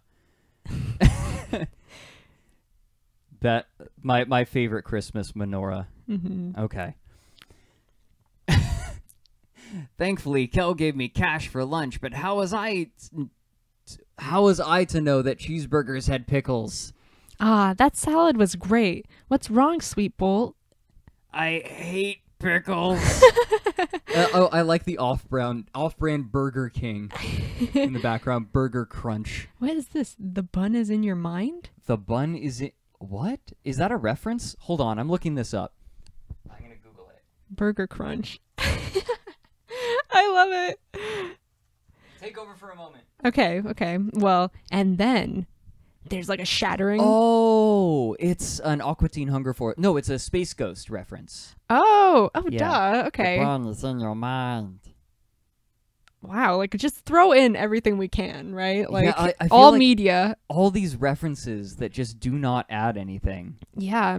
But again, like I've been saying, like I think that it says something about like the influence of other media on people when you're learning. Mm-hmm. Which I mean, who hasn't? Like I know when I was starting to draw, like I just drew so much like anime and comics and other things. Writing. Yeah, you emulate. That's part of learning. In fact, it's like you emulate, and then you have to at some point like steer away from it, and you can't like, claim it as yours, like you made it. Like none of this character is theirs, but like you can totally like in your own time like do this. In fact, you can learn a lot from other art forms by doing that. But this is strange because it's just emulating not the art form of comics or like any particular thing. It's emulating like advertising, and like the surface stuff. Mm-hmm. It's almost like she was attempting to emulate how franchises are built rather than any specific art form. This isn't a comic, this is a part of a franchise. Yes, yeah, exactly. Okay, well, his Zapdos snatched my love. Help! Which brings us up to date. Please excuse me while I save my girlfriend. Exclamation mark. And I guess he's rolling, right? And then the glass is shattering. You see an arrow pointing. Where? It says shatter. Look on the far right of the page. All right. Sky uppercut, drill peck, mega kick, wing attack, double team. These are actual Pokemon moves, by the way. Okay, yeah. Well, this I see 3 figures here. Yeah, that's like, so in the Pokemon animated series, I remember when a Pokemon would use double team, the idea was they moved so fast that they were harder to hit. But I see. The way they animated it was they just cloned the Pokemon around. So it's like if you've like Naruto. Mm-hmm. Where he like but like different. It's not like each one is its own independent thing. Yeah. God, it's been forever since I watched that. Yeah, but I remember that. It's there. It's with you. It's like Kagebunshi no Jutsu. Oh my god, the memories. God, that show sucked. Okay. No, it was great. Are you kidding me? That was one of my things that I emulated. Yeah? I drew so much Kakashi to learn how to draw. Oh my God. Okay, you know what? I think what I'm remembering most is having to skip through like 50 episodes at a time to get through filler. Yeah, there was a lot of memory. filler. That's my memory. But of if you read the Naruto. manga, we're getting sidetracked. sorry. Again. This happens a lot when we chat. By the way, we get excited. Confused Zapdos. I'd be way like more excited. I get like it's a franchising thing, Yeah. but like I like the pictures, like I'd be fine to just like let this action kind of be like, oh yeah, look at, because this is actually very clear action happening, like this jumping down and like this peck coming at you. Like the art isn't super clear about everything that's happening, but the poses aren't bad, and like the shots aren't bad. No. The framing isn't the worst. No, it's like it's legible and you can follow along. And again, like when you're doing action, like by all means, like this is even kind of like a little bit slow. Like I would, when you look at like superhero comics, another great example, they'll do these dramatic long like slashes across the page as far as like panel composition, because you want the action to be like moving really fast and and like to feel like it's going quicker. Yeah. So final blow countdown. Oh shit. 10, 9, 9, 8, 8, 7, 6, 5, 4, 4, 3, 2, 1. and then go. Man, hey, I couldn't miss out on this. What? I don't get it. I had to see the destruction of. Wait, but Double Team doesn't actually clone. Is that what he's implying? That like the real him grabbed Rosaichu, and then the copies are attacking? But like that's not what Double Team does. See, look, there's all these. They all disappear, I think. No, they're still there. Oh, okay. See, wow, we're like God, really... okay, like we were saying, hey, this is all so clear, and then now we're just confused. Yep. Nope. So someone pointed out that these are likely traced on the left page. Chris is infamous for tracing. Yeah, I was just actually reading about that. It's called in comics. The official term is swiping. Swiping. Yeah. And a famous artist who did that was Bill Finger, the guy who illustrated, or he likes to claim, no, not Bill Finger, Bob Kane. Bob Kane is the guy who claims that he is the sole creator of Batman, but Bill Finger was the guy who did most of the like art and like a bunch of the story character concepts that we know about Batman. But Bob Kane like copyrighted it and put his name everywhere, not unlike like Chris Chan here. And he, like, Bob Kane was notorious for swiping and, like, tracing other people's work and just using everything because they didn't have an original idea to Used a lot of ghost artists, too, you mentioned. Yes, a while ago. Yeah. I remember you bringing him up. Yeah, so it's interesting. There's that relationship. So Val Snowchild says, as someone who made comics like these when I was very young, it's interesting to hear your comments on how media and culture affects people starting out. Yeah. So yeah, you're good. helping. No, for real. Like, I hope this is helping prospective comic artists out there. Like, that's make comics. That's the reason I pulled Elise in, is because this is not my field at all, and I'm really glad that you agreed to come on and help. Yeah, thanks for having me. I loved. And here's the thing too. Like, I think it's amazing too that like even Chris Chan did this. It's like, comics are a hard thing to do, and like the first step is really just making stuff. But we all know the story. We've seen the video, right, of your Sonichu and Chris Chan. I think most people here, are and at least aware of it. Yeah, and it's like, we know, feel what you will and say what you will about the Chris Chan's character, but I can still get excited about talking comics, no matter how rudimentary or how good they are. Yeah. So someone pointed out in the chat, except he wasn't very young when he drew this. Yeah, but he was new. Yeah, like, and so like I don't think it's fair to say you're old, therefore you should be good at everything. Yeah, no. In fact, that's like, that can really hinder people's choice to learn something new, right? Yeah. Like you can start your like art career anytime. Like you don't feel like you're a has-been. I mean, just think about like, you know, I know so many wonderful like people who went into retirement and like they were suddenly like, I have time now. I'm going to learn how to paint with watercolors, you know? Totally. And it's like, do it, you know? There's nothing stopping you. Mm-hmm. All right, let's continue. So words of encouragement. Yeah. So I'm convinced that he thinks Double Team clones your Pokemon or something. Also, I want to ask you, am I thinking correctly? Did Christian play fighting games, or was I thinking about someone else? No, that's DSP. That's DSP. No, that's a completely different person. Okay. Because that last moment, that countdown really felt like a fighting game kind of move. Mm-hmm. Oh, he'd been drawing since high school, so like 5 years before this. Quoth Revolver Ocelot. Did I pronounce that weird? Ocelot. Revolver Ocelot. That Okay. sounds good. Okay, so enjoy your victory now, Hedgehog, but we will meet again. And when we do, I will capture you for my father and Team Rocket. Let's go, Raikou. Is that how you... Daiko?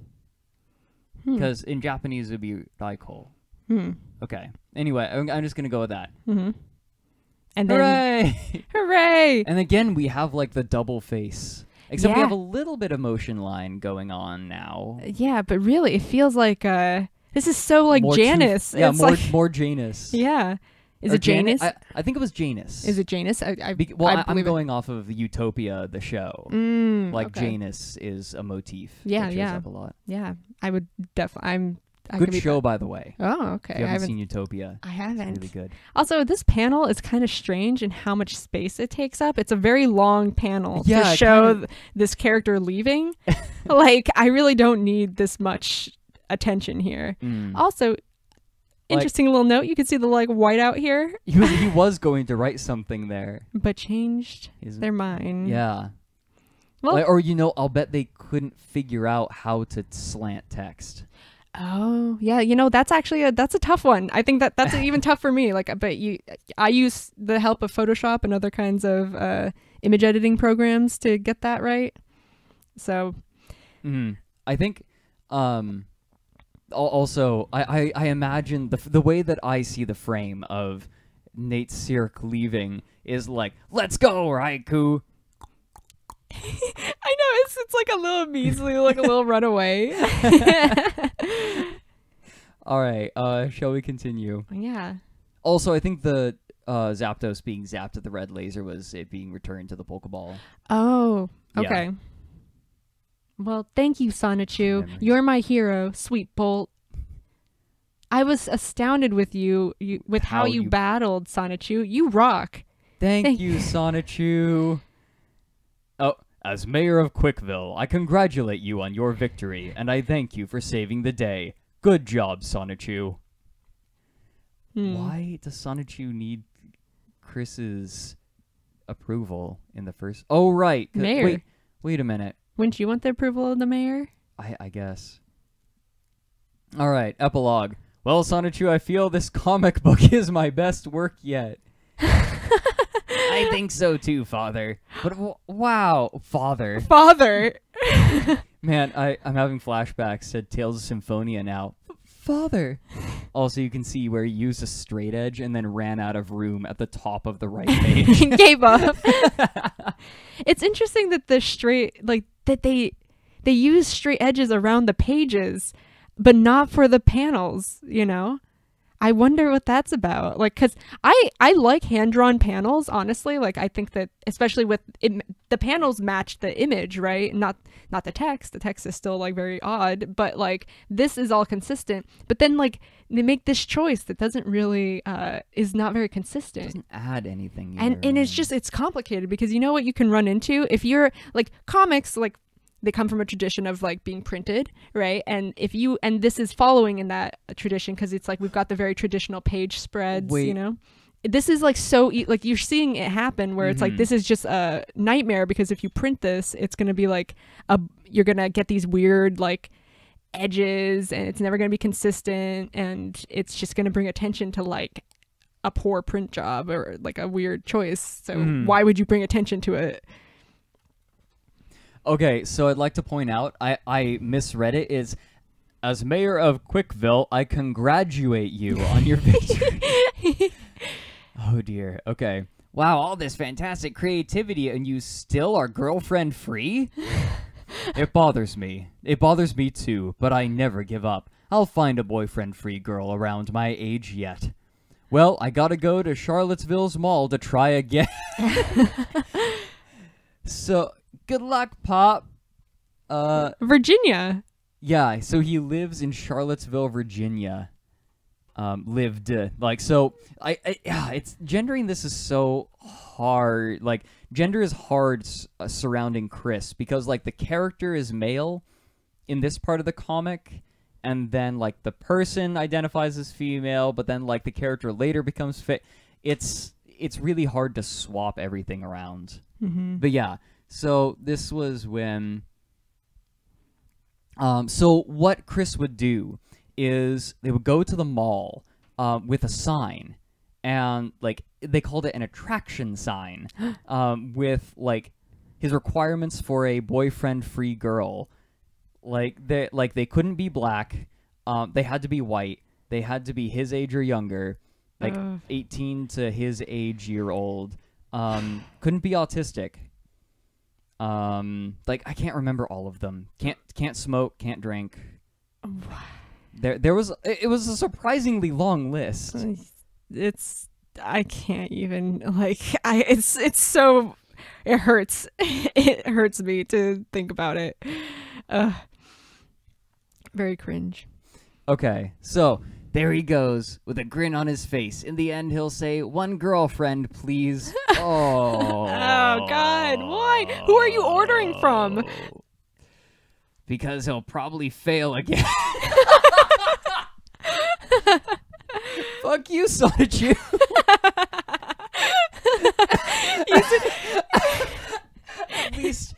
At least his expectations were tempered.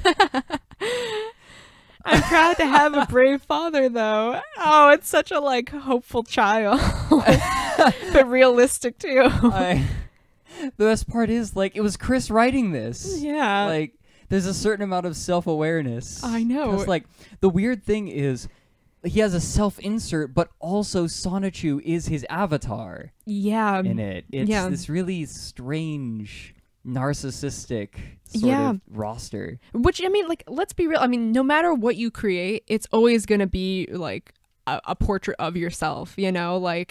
Even if it's not explicitly, you can't uncreate what is coming out of you, you know?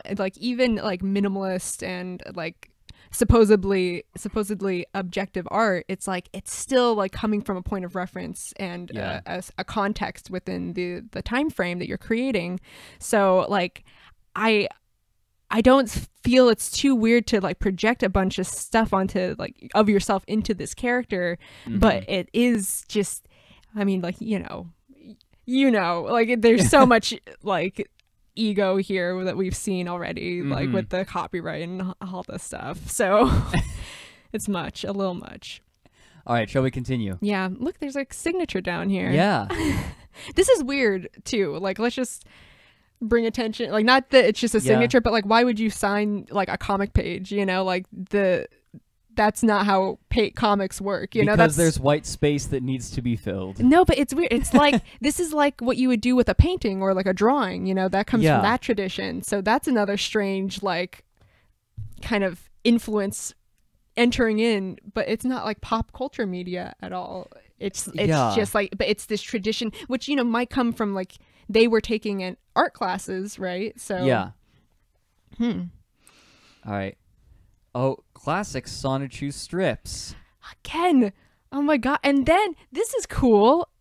Okay, let me preface. This is a manga thing, I think. No, I was kind of thinking it's more old comics from newspaper strips, you know, kind of it's got this format that's very almost in the tradition of cartooning. Yeah. And classic Sonichu strips, the comic strip, right? Yeah. Which is weird because we've had manga and superhero kind of mashup, and now we're getting this different kind of language of comics. So let's get right into it. Sonichu comic strips drawn before the comic book.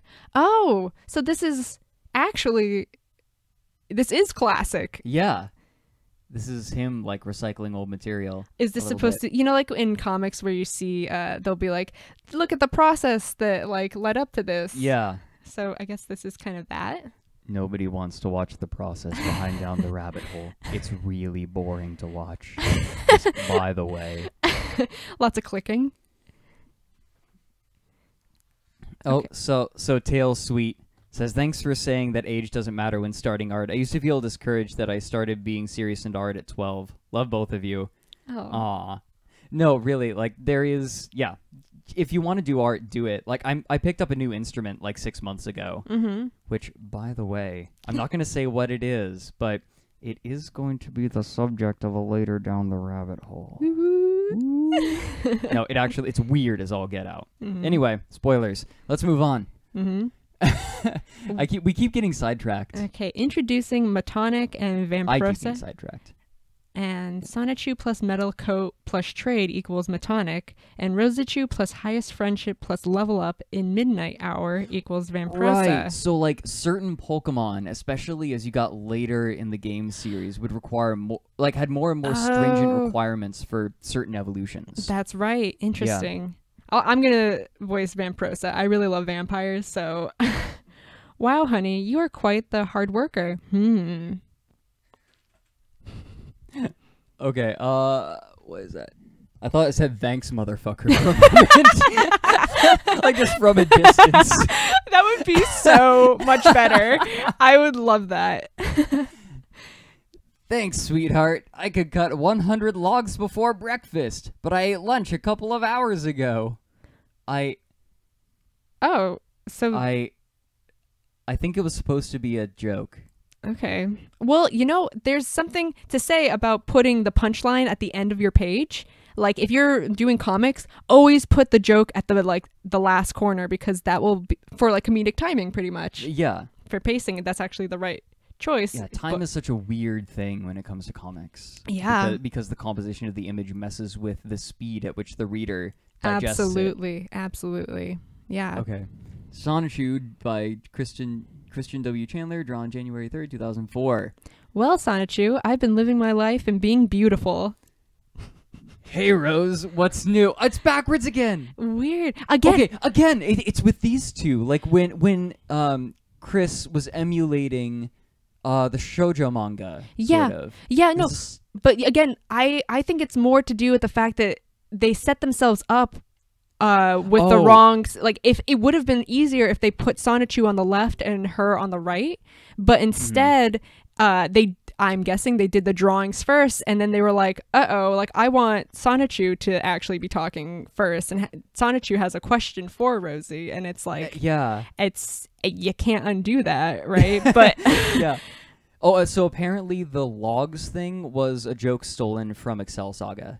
Oh, well, I haven't seen it. Wow, so. Somebody should really just log how much stuff, how many media things are being referenced and stolen. Oh, they have. This. If you go to sonichu.com, I'm sure they have a list of like jokes and things that Chris aped from other stuff. Like a bibliography. A little bit. It's a little bit unsettling how precise the Christorians have gotten. Wow, yeah. Anyway.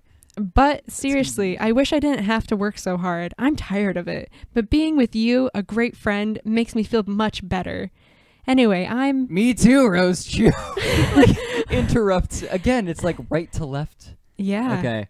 That's another character that we haven't seen yet. It's... Oh, no. Is it that one character? It's Blatchu. Blatchu. It's all... Like Black Sonichu. It's got this like cloud. Cherry Cola. I think that it's supposed to be like a frustrated or under the weather. Yeah. Oh, and then emotion. Again, Cherry Cola. Like that's weird. Like Coca-Cola is like the epitome of like advertising culture, right? And it's so weird that this character is like literally crafted by like Cherry Cola. Get out your Crystal Pepsi and start listening to Vaporwave. Let's do it.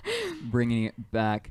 Okay. Okay. So and that's how it has been. Oh, you're so... Are we... No, because there's a break there because now Sonichu is supposed to talk. I think that... No, this is a pattern that crops up more and more, I think, as the comic goes on. So I understand your feelings, Rosie. Here's Happy Valentine's Day. Yo, here, Happy Valentine's Day. Aw, you're so sweet.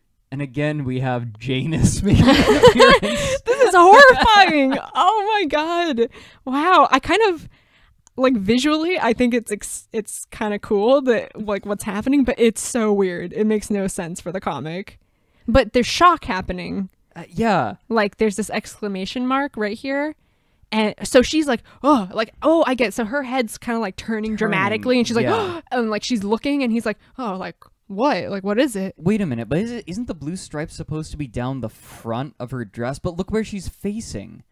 Huh. It's like none of this makes sense.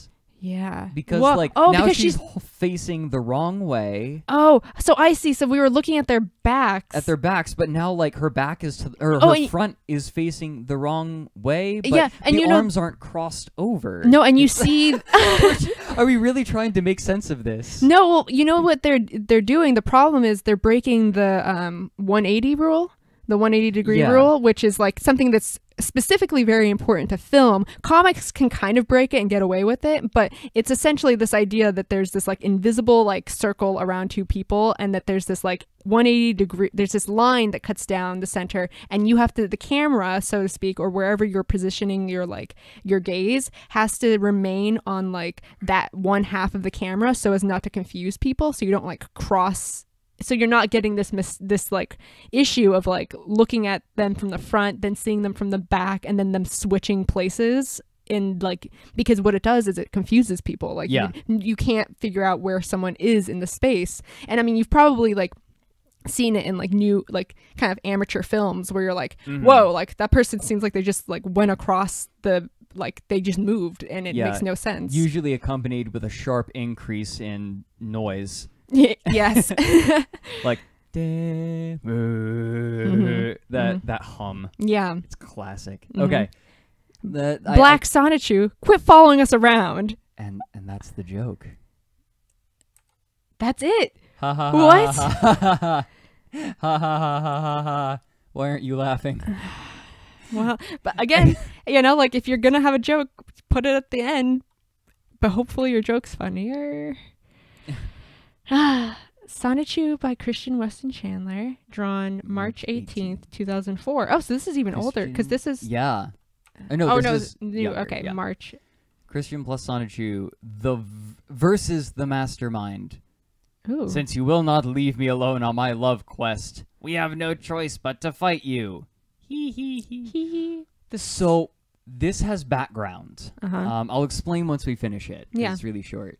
What's the sideways text? I'm glad they figured out how to turn text sideways. Slaweel the Witch. Slaweel. Yep. One shot is all we get.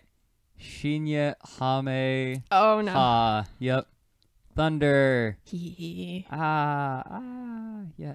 Okay, so the background for this. The reason it makes no sense is because this directly relates to something that happened in Chris's life.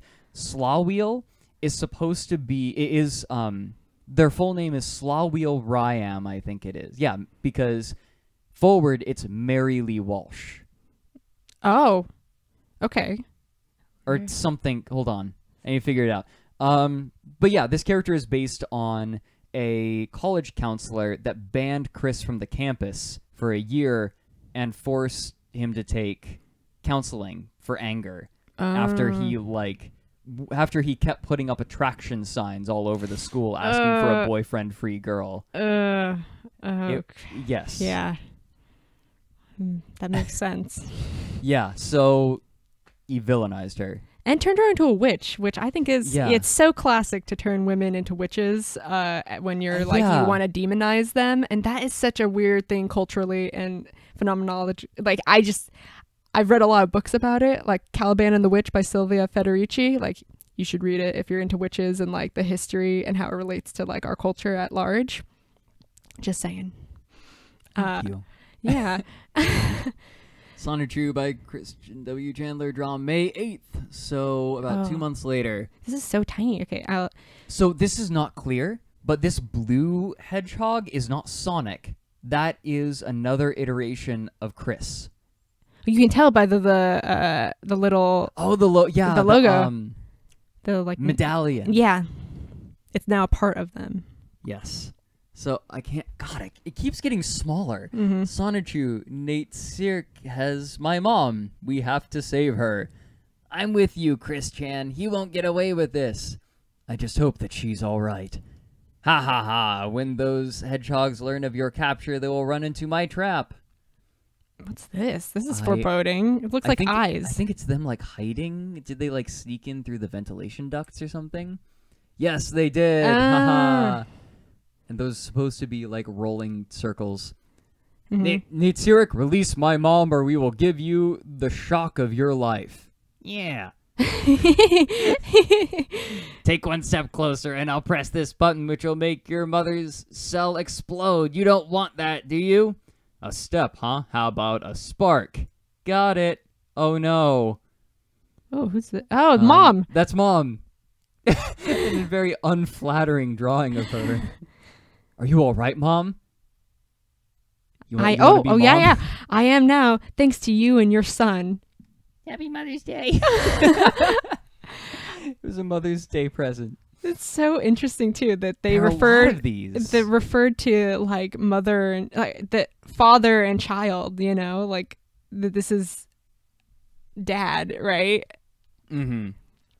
Like, yeah, there's this fixation on like father and motherhood in this comic. Yeah, parents. All right, so there's another trap. I feel like this is like it just kind of keeps going. Yeah. Okay, so Slaw Wheel. This was a trap. That's right, Christian. There's no escape from my magic and my jerk-op squad. Want a girlfriend? Tough lightning.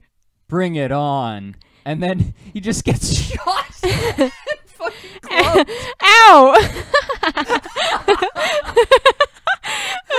He looks drunk right here. Like he came in like hungover. And his head's swollen. Oh, like swelled immediately from the concussion.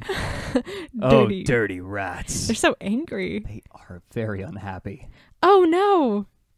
Chris. Oh, this is another female character. It's all you. I've got to save him from those fiends. Oh shoot.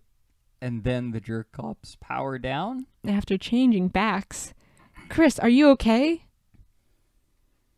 Oh, Nicole, you saved me. Thank you. Well, tyranny and oppression is against your quest, huh? Let's rest for a while, then I will help you. Want a girlfriend? You got it, best friend.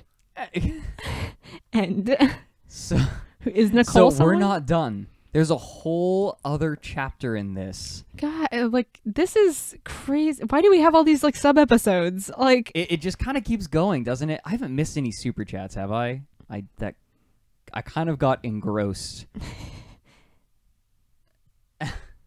All right, well, shall we begin sub-episode 1? Christian Chandler in Jerkoptastrophe. sigh. Yeah, no, wait, Jerkoptastrophe. Yeah. Sigh. Well, it's been over 1 year and 7 months. Yeah, I guess or is this that narration? Chris. Go ahead. Yeah. Oh, right. Right, there's like a specific kind of sigh that Chris does. It's... Well, it's been over 1 year and 7 months, and I still have not attracted a boyfriend-free girl. What's this? This... Oh, it's a little box with a Pokeball on it. It says Nintendo DS. Oh! That's what it says on it. Mm-hmm. And they're listening to music. Yeah. This, on the DS? I don't... Oh, yeah, there's a small cord coming out of the DS. I guess, did they used to do that? Oh my gosh. I think... Did anyone have one of these? See, like, my first feeling is that, they got an empty SD card and then plugged that in and used that to listen to music, but I don't know if Chris would have had the technical know-how to do that. Okay, well... Oh, here we go. Okay, I'm not going to miss this super chat. Darn it. Tape years are underappreciated, says, my best friend's name is Elise and she's studying to be a comic artist at SCAD. Hearing this from another Elise is oddly familiar. Loving the stream. I'm glad that people are enjoying this. I'm having a blast. This is really fun. Yeah, me too. I like it too. So continue. Yes. This love quest makes me suffer some frustration. And the other things that add to that are my loneliness, so many failures, and all those men other than myself, because they have taken all the pretty girls, leaving me with none to choose from. Oh, God. Can't even. This is. I like how these are bookended by sighs. Yeah, well, I feel like sighing too. Oh, and this is copyright, by the way, and signed again. Thank you for letting us know. This is weird that we now are getting just like full on like text exposition. Like this totally takes away out of like this is its own text bubble, right? But it's treated like a panel. Yeah, it's. I mean, I could see it working. It kind of works. I think it actually like it kind of unintentionally works by making Chris feel like alone and lonely. Like again, the shot composition. Like I feel like the sequence of images isn't actually that bad. No, like, it's actually good. Yeah, no, and this is actually a really great panel transition of like we're seeing the character in a scene in a space. Like I can kind of feel like this is a mall or something or some sort of like, you know, public space, definitely. And then we've get like this close up of the DS, which not is close enough to read the DS but like lettering apparently. But we were able to discern it, you know. That's enough. And then again, this space. So you're right. There is this like nice. I think like, it works. Yeah. Like I actually thought it was good. All right, yeah. Let's continue. Yeah. And those evil jerk-hops. Oh crap. We have a super chat. I need to keep up with these. Dominic Molina says, Chrisologically, the comics have never been coherent, but it's obvious when he inserts real life. Lol. Lol. Yeah. I can't lol. But yeah, it is kind of obvious, isn't it? Like the writing takes on like the rhetoric takes on a whole different tone. It becomes more memoir based. Like, and you know what we're describing here? This is almost like I had a teacher, and I mean we've talked about this before too, having like instructors say like write about what you know, like make stories about what you know and what you've experienced, because that's always going to like come through to the audience better.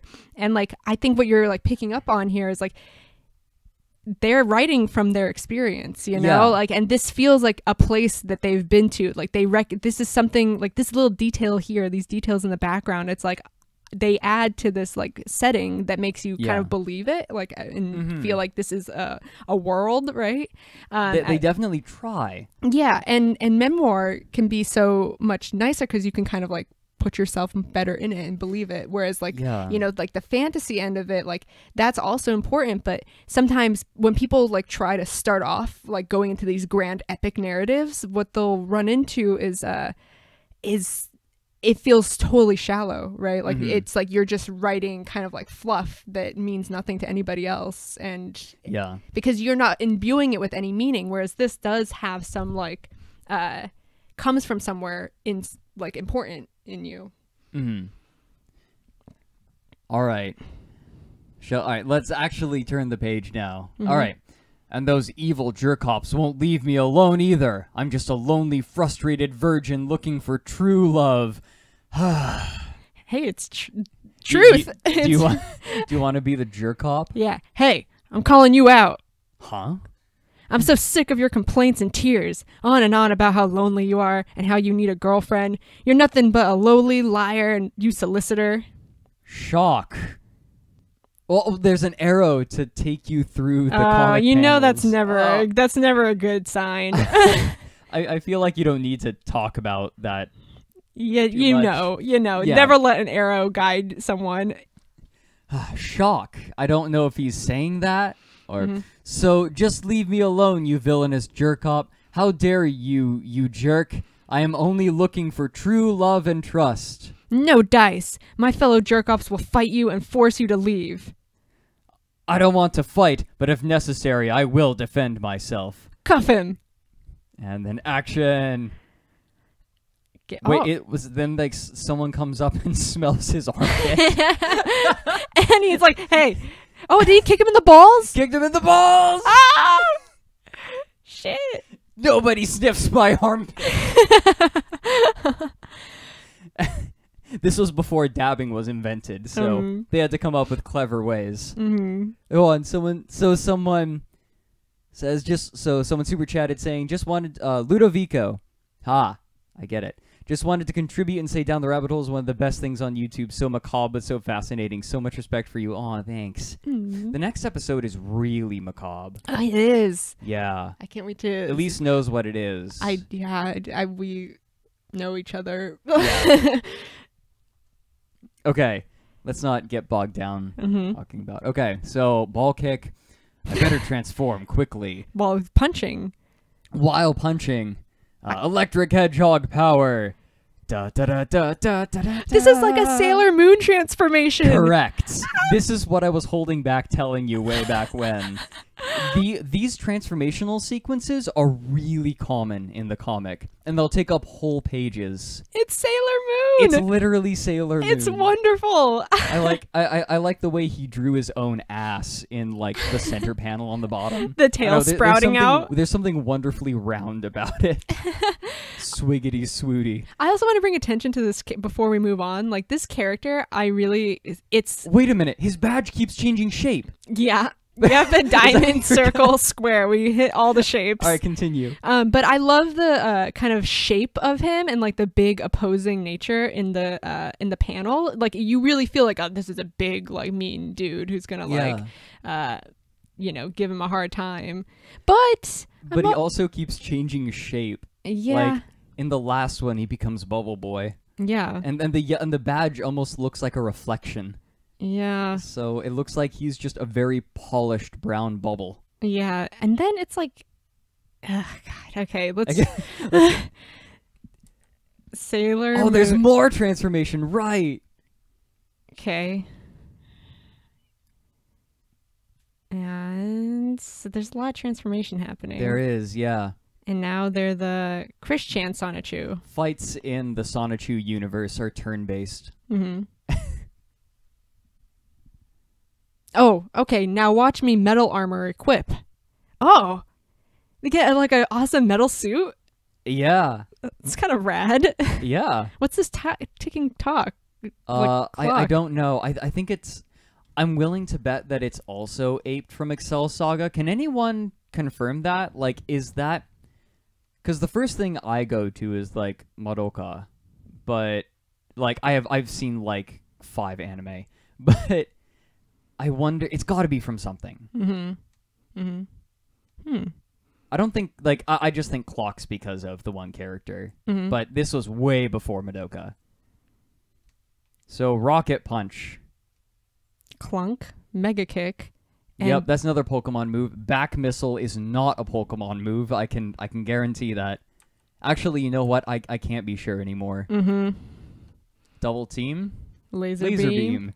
Mirror Coat, Thunderbolt. We almost had a really nice rhyme going. Yeah. I would have been very pleased. My armor. What? So this is interesting. Like, there's nothing. Let's see. Probably it's a Sailor Moon thing. Probably. I wouldn't be surprised. It's meant to be a gag about it taking a long time for him to get in his armor. Oh, okay. That didn't come across. Oh, so it's like trying to imply like, look how slow this guy is. Yeah. Can't even get his armor. Forever because he's bad and dumb. Well, why didn't he could have taken advantage of that time, you know? Instead, he politely waited. I know, right? So, Hakojo asks, is there a Sonichu Finger Family video yet? Maybe that's the crossover we need. That's the mashup. I was thinking, like... or maybe like Time Cube and Finger Family, mash up those 2 characters and make it into a surreal YouTube series. They love your channel. Thanks for all the amazing content. Aww. Thank you so much. Okay, let's continue. I hate having to skip over super chats. Seriously, come find me on my Twitch stream and like chat sometime. Anyone, like seriously, it's a lot easier to chat there. Or your Twitter, ask questions. Or my Twitter, on there, yeah, seriously. People like if you say something on Twitter, I'll respond almost certainly. Okay, get up now. Leave me alone, and we can end this battle. No way! I'm not done with you yet. Bang, barrier. Fuzzy wuzzies get you hugs. Prickly wicklies get you slugs. You gave me a slug. So you get my secret ultimate attack, and then more Dragon Ball Z. All right, so that's supposed to be sideways. Oh, there's a rotation button up top. What? No, I'm not going to rotate. You're not going to rotate? This is not meant to be rotated. You do not put a sideways. You do not put this in a comic. You don't like rotate the page. I'm pretty sure like comics. I don't know. Did comics from this time do this ever? No, it's like unless it was a mistake. Most printing won't like do kinds of things like they'll. You know what you could do instead is you do double page spread. And make the whole thing like this, but like this feels like an error in the printing. It's remarkable how much space in the comics is given over to white tiles.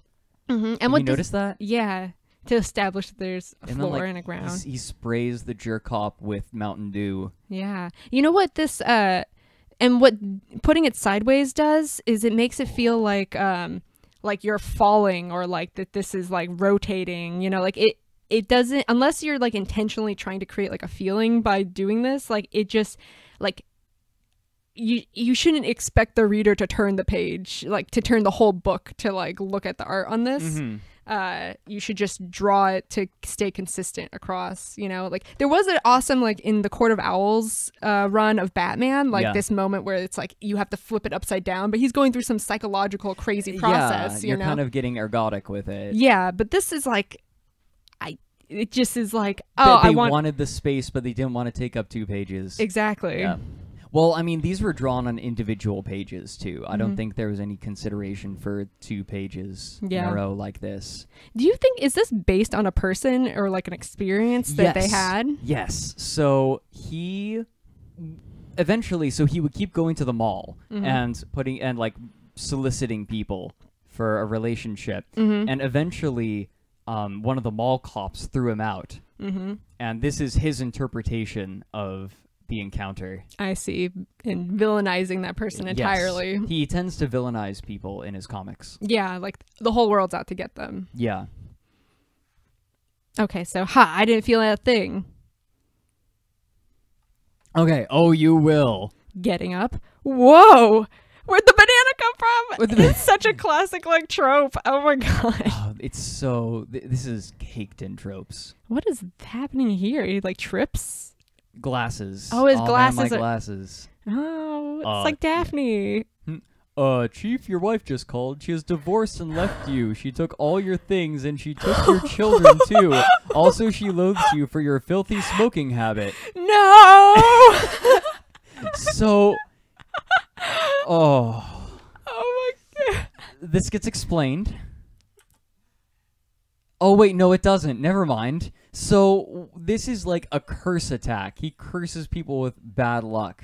Oh, so like this is gonna come true. So, Chris would do this in real life in videos, like cursing people. It eventually became like Cursehameha. Wow. So he's like, he believed that he had this power. Over people and their fortune. Well, they're like a witch then. That's like they villainize this counselor as the witch, but like they have witch powers.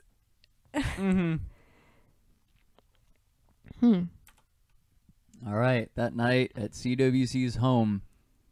Do you want me to read this? I'm closer. I can't. Okay. Yeah, you go ahead and read. I don't want to lean in that close. Adana? Is that a person? Donna? I don't know. Adana or something. I can't read it. What? Fandana? What? Andana?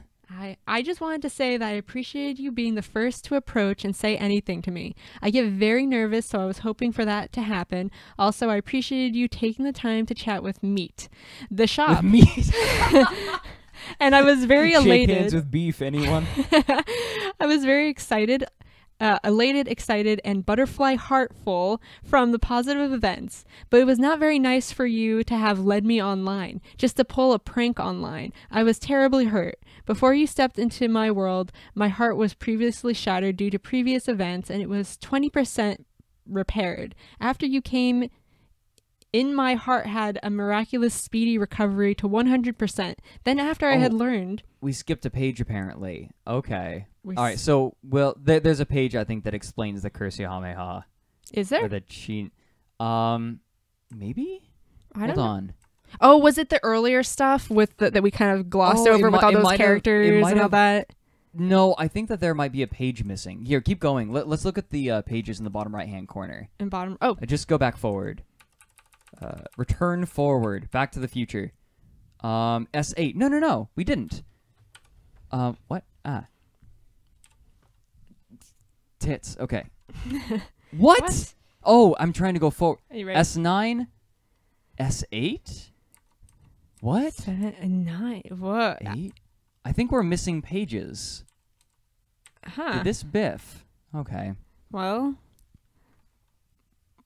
there's... Yeah, this is completely out of order, apparently. Oh, sorry, guys. I'm sorry. Got this. But, like, is it really, like, are we losing too much? I don't know. I feel like we're okay. We're at like the 2 hour, 10-minute mark. This is a good place to stop, maybe. Yeah. Oh, and also an ad for the Sonichu GameCube game. Oh, GameCube, when that was still the thing. Man, I love the GameCube. Rated E for everyone. Yeah, so that everyone can learn the story of Sonichu. A Christian Chandler production. What would the gameplay in a Sonichu game look like? Well, I guess it would just be a 3D Sonic game, but... No, but then there'd have to be moments where you're, like, you can go... It's open world. You can go around Quickville and hang out with the mayor. I'm missing a few pages. Monologue from Chris and another story of Chris getting rejected by a girl. I'm missing one of the best sub-episodes. This will not stand. Okay, hold on a moment. I have a screen for this. Let me quickly go in and find the pages. So I have so many tabs because I am researching, and that's just kind of what it looks like. So Sonichu 0. They're official audiobooks. No. Okay, let me see. Episode 1. My soul we hurts. are okay, here we go. Sub episode 1. Here we go. I think I'm gonna download the pages that we didn't get. Oh wow. Okay, wait. Okay, back missile, my armor, Shinyahameha, slip. No, that's here we go. Here we go. Oh, that's it. Okay, so I'm gonna save these and then I'm gonna open them all up. Oh, no, that's what I got. That's the end of the page. Yeah. I think there's actually another... No. This is all of issue 0. Okay, let's go ahead and open this in here. Okay. You may have to zoom. Yeah. Now let me swap back over. Should be good. Okay. So you want to... Let's zoom in. Yeah. Okay. There we go. Let's zoom in more so you can see all of the beauty. That great detail. Here we go. Great resolution. All right. Fantastic. I have cursed you with bad luck and extreme misfortune. S-Chew Ball. This is a special Pokeball used for capturing electric or hedgehog type Pokemon. Why is that there? Huh. Is he going to capture the security guard? They're not an electric or hedgehog type Pokemon, so I don't think so. They might transform, Maybe. Like, there's a lot of transformations in this story. Okay, so CWC, so this is him talking. This would not have happened if you had not challenged and threatened me, as well as not leaving me alone with my ever-so-frustrating love quest, calling me a lying solicitor, picked on my methods of attracting a boyfriend-free 18 plus my current age-year-old girl, or no, minus I think it's 18 just... to my current age-year-old girl. God, the text is tiny. Okay. Whom I can love and trust, and most importantly, handcuffing me on 9/11/2004 for no good reason. I hope that you have learned to never mess with a truly frustrated virgin when he is on a quest for a girlfriend to share true love and trust with. So did mine? Oh, no, so down there. Oh. Bottom left. Oh, my soul hurts. So did mine, and my heart was previously shattered too. And so now... Beautiful, and that's the end. Okay. It was just missing the one page. All right. This also, text bubbles out of like weird order. This isn't where you go. You go this way, just so you know. Yes. Yes. My soul hurts. I like how tiny he is. He's just like, ugh. Okay, well, how do we get back to the other Oh, pages? I missed a super chat Mm. from Trucy Wright. A 3D Sonichu game would be Sonic Forces. Fair enough. Mm-hmm. Handcuffed on 9/11. Yeah, 2004, huh? 2004. There's a lot of really good, like, almost like journaling happening in this series. Like, we can really, like, track and, like, keep a good chronology of their life. Yeah, well, that's the funny thing, right? That's why the only reason that Chris's life is so well chronicled is because of the amount of information given away. Yeah. Yeah, it's really fascinating. I can see why you made a video about this person. Yeah, there's just so much info. So how do we get to... Oh, Okay. back. Yeah. Here, let me... There we There go. we go. Yeah, Yay. I don't know where this is from. This is from another thing. So this is the last page. Okay. And then will we have to open up a... Yeah, And we have to then- open up yeah, a one. that's the end of episode 0. How you feeling? Well... Or issue 0. Issue 0, yeah. Technically, it doesn't exist. Well, I can keep going. You can keep going. I've got the stamina. Seriously? Yeah. Holy crap. Okay. Well, But only- hopefully we're not missing any more pages. Yeah. I missed sub-episode 3. I thought that the sub-episodes came, like, later. Like, they were sort of peppered throughout all of the different issues. Man, this is very confusing. There is... Oh God. Too much Let me make crammed sure in I didn't one. miss anything. So yeah, there was just sub-episode 1 in issue 0. So the next one is 45 pages long. Man, And then has sub-episode 2. this is immediately like what turns people off from like superhero comics. Just saying, like, people, when you like come into a new fandom and you're like, oh man, like, where do I even start? And someone's like, well, you could start here or you could start here. But you know what? You need like this epilogue thing before, or like prologue, and people Uh-huh. are like, I don't even want to try. You know, it's like, I know DC recently has tried really hard to remedy that, but so often there's all these universes that are just like rebooting constantly because they're trying to make it approachable for new readerships. This is not very approachable. Thank you for that analysis. All right, you want to start us up? Yeah. So this is premiere number 1, drawn March 31st, 2005. And look, we got, was it Blackachu? Is that this guy? Blatchu, I think, or like Blatchu. Black Sonichu. Black- And I okay. think that they start as Black Sonichu and then they become Blatchu. Mm-hmm. Mm-hmm. I think. God, it's been a while. Yeah. Well, see, okay, so the logo got a little more refined. That's nice. But Yeah. it's still too tiny and too thin. So, like, from typography standpoint, like, Yeah. you can't read this. This is just going to be like, it's...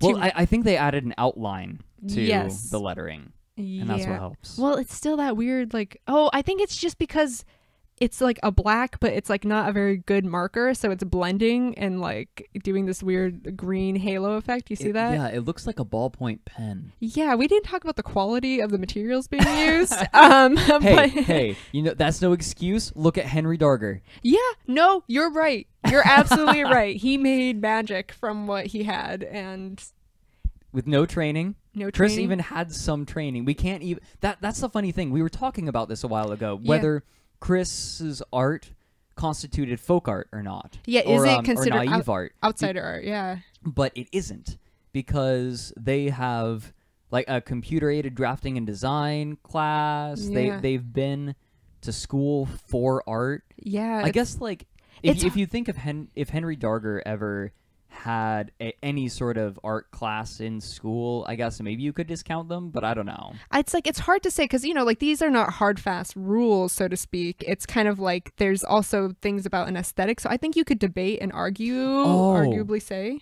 Mango of Doom is clarifying this. Chris took a digital design course in high school. Mhm. Voice crack.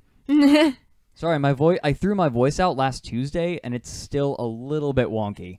You know, and it's hard to say because, you know, some of these earlier, like, taking like a high school art class is like, yes, it's giving you more training and such, but it's not necessarily like being, I don't know if Christian is fully aware of like the art world. It's hard to say, you know, and that's kind of like what, you know, art historians, at least, who are the ones who kind of make these like distinctions, rules, yeah.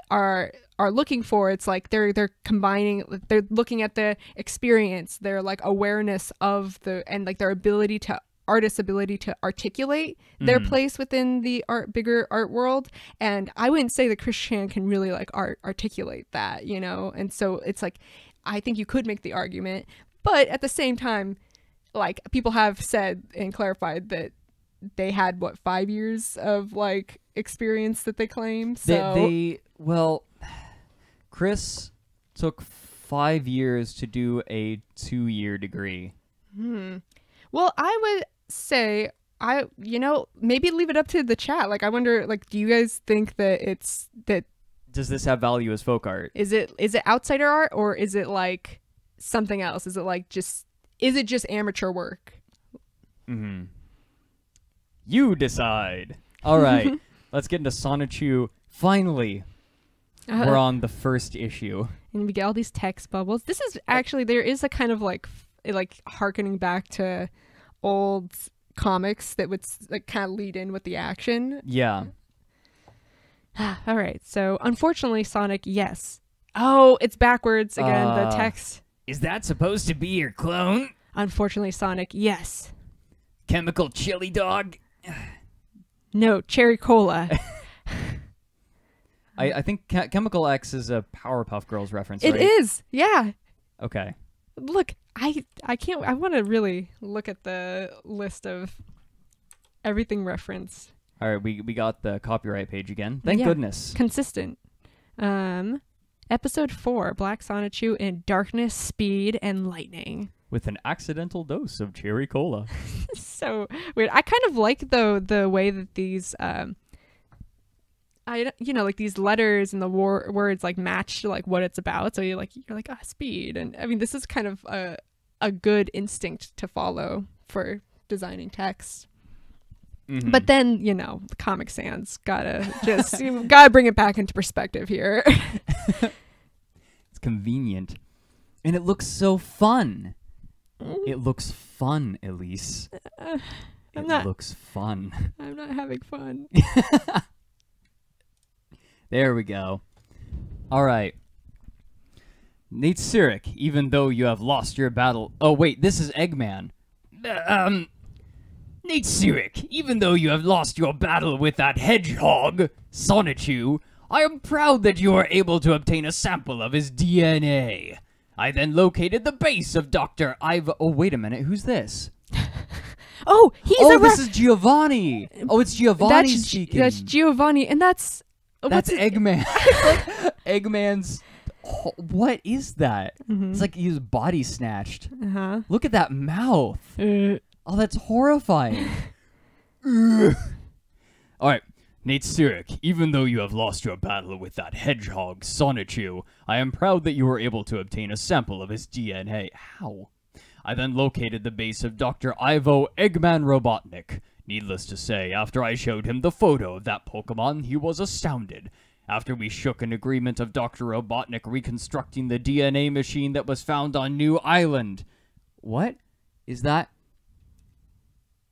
That's a sentence fragment. Soon we'll have a Sonichu of our own to send out and defeat the original comma splice. Nate Sirik.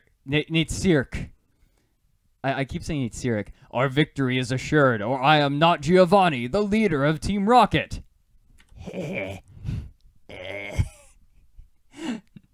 DNA strands in a can of cherry cola. Oh, like they can't even. No, you know, this reminds me of like I had a teacher who brought this up back in like the 90s. Superhero comics tended to do something similar to this, where they would describe exactly what was happening in the panel, and it's like we didn't really need to know, like we can see it, like I see the image, and I mean, mind you, like I don't think I'd say like DNA strands, right? But like at the same time, I'm, you know, bringing attention to the fact, like I can see that this is cherry cola, I can see that this is an object of some sort, and And like already seeing here, it's like bring the DNA sample to the machine. So I really don't need this at all. And so sometimes that's like a common mistake when you're like beginning like in comic art, is like feeling like you need to explain everything away. But like you can really give audiences like more credit and say like they'll figure it out. Like always assume your audience is smart. Yeah, and like if you're giving the clues, like, and literally like it said the next panel, like you don't need to be giving all this extra stuff. Just let the image like do the work for you. Yeah. So we have a $5 super chat from Set, who says, normally I would never send anyone looking for one, but that kid needed a hooker. Funny enough, he got one. What? Yeah. So Chris is no longer a virgin with rage. Technically. She's just a regular person with rage.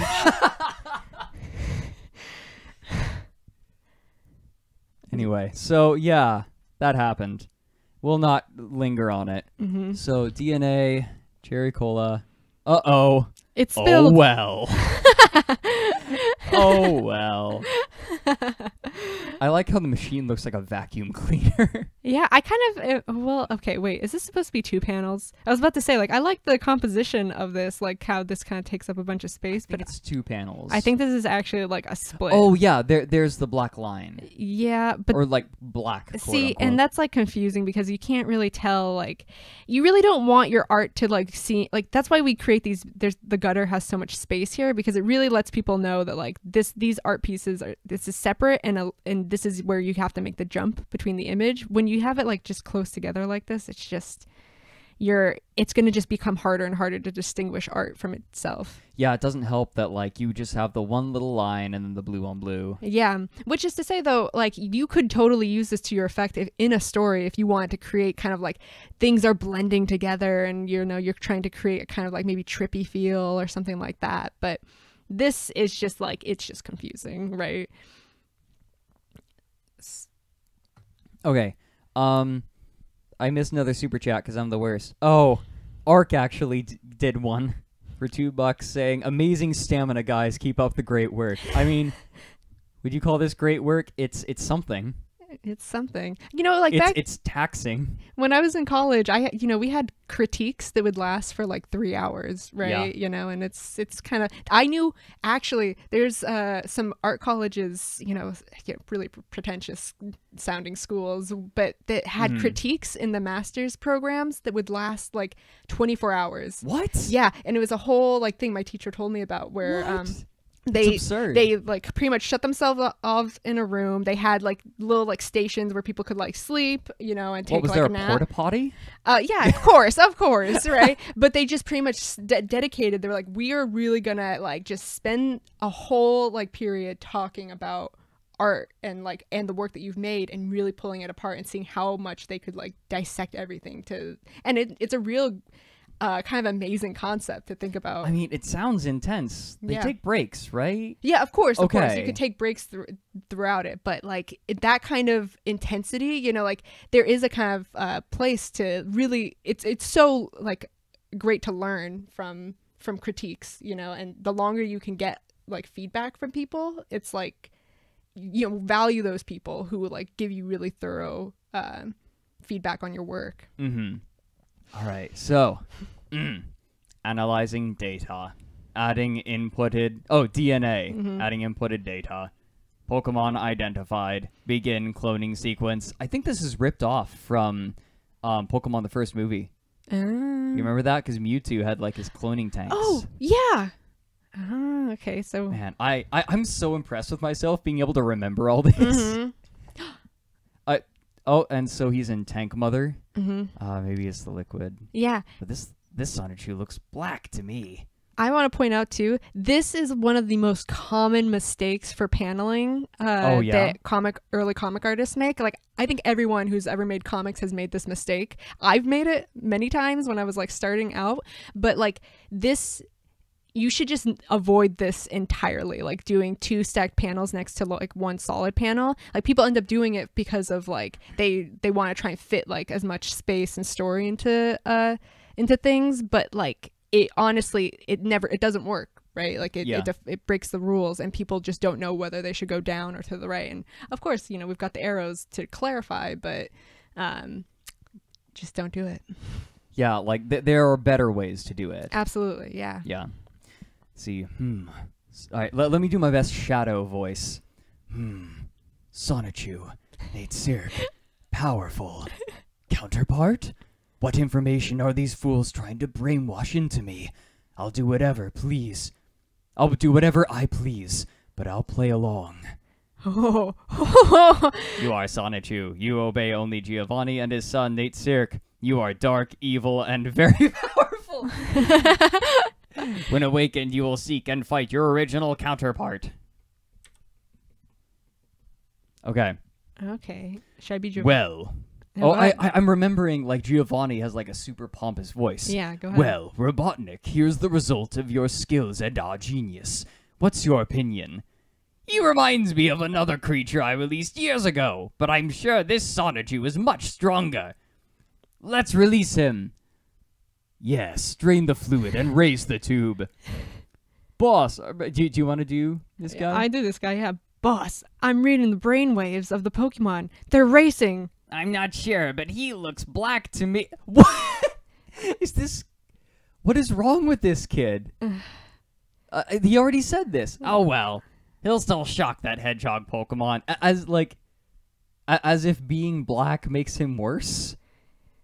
Well, we already established that there's is that a problem? Yeah, there is some. There are some race problems within this race, gender. We could really. That's a whole nother stream you could do about this. But beep beep. Yes, sir. I left Tank Mother. Okay.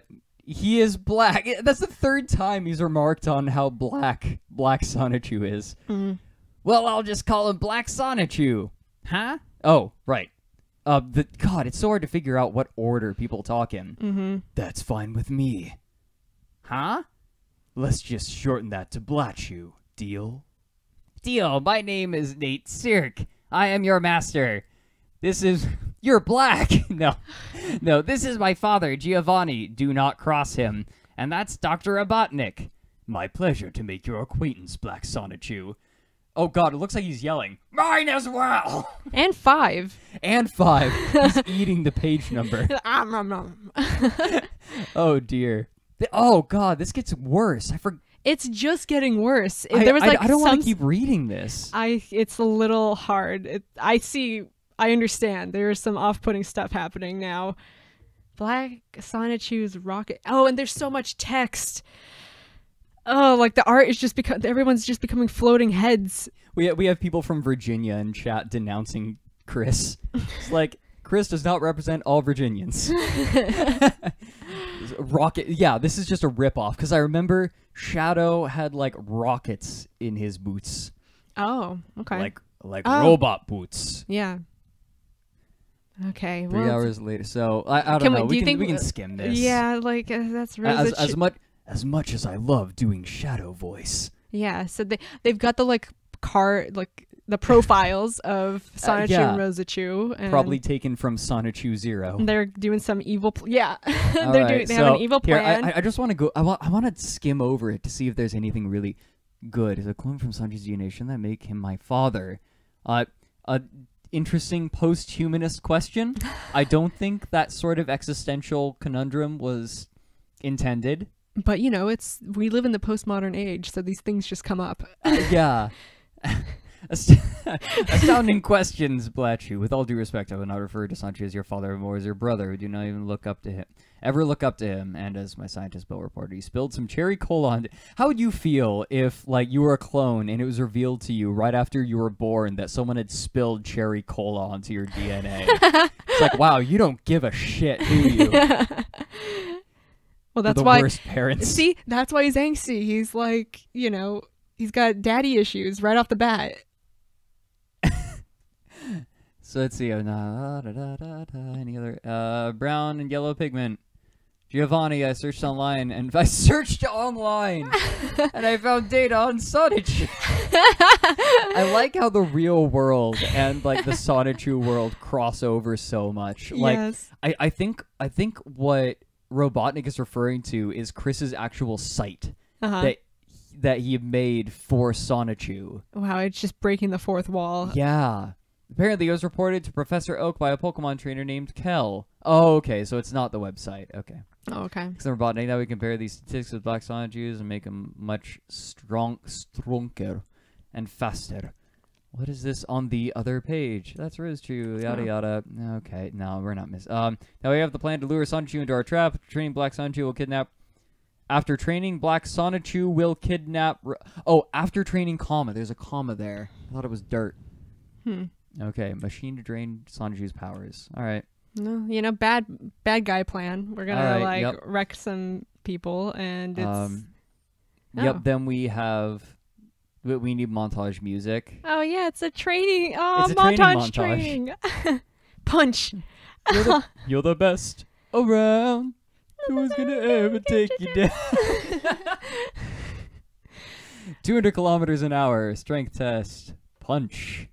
Result, destroyed 20 tons. I mean, that's not really impressive, though, right? Like, 20 tons of what? Like, I could destroy 20 tons of feathers. I could destroy 20 tons of chicken wings. This reminds me of, like, the beginning of Superman, like, the first issue where they're, like, laying out, like, what Superman can do. And it was before he became, like, super OP, and he's just, like, he can leap, like, a skyscraper in a single bound. He's fast as a locomotive, faster than one. Like all these little this is what this character can do. So it's comes from somewhere.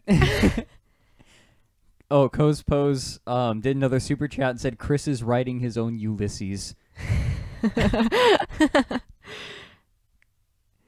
Okay, let's continue. Yeah.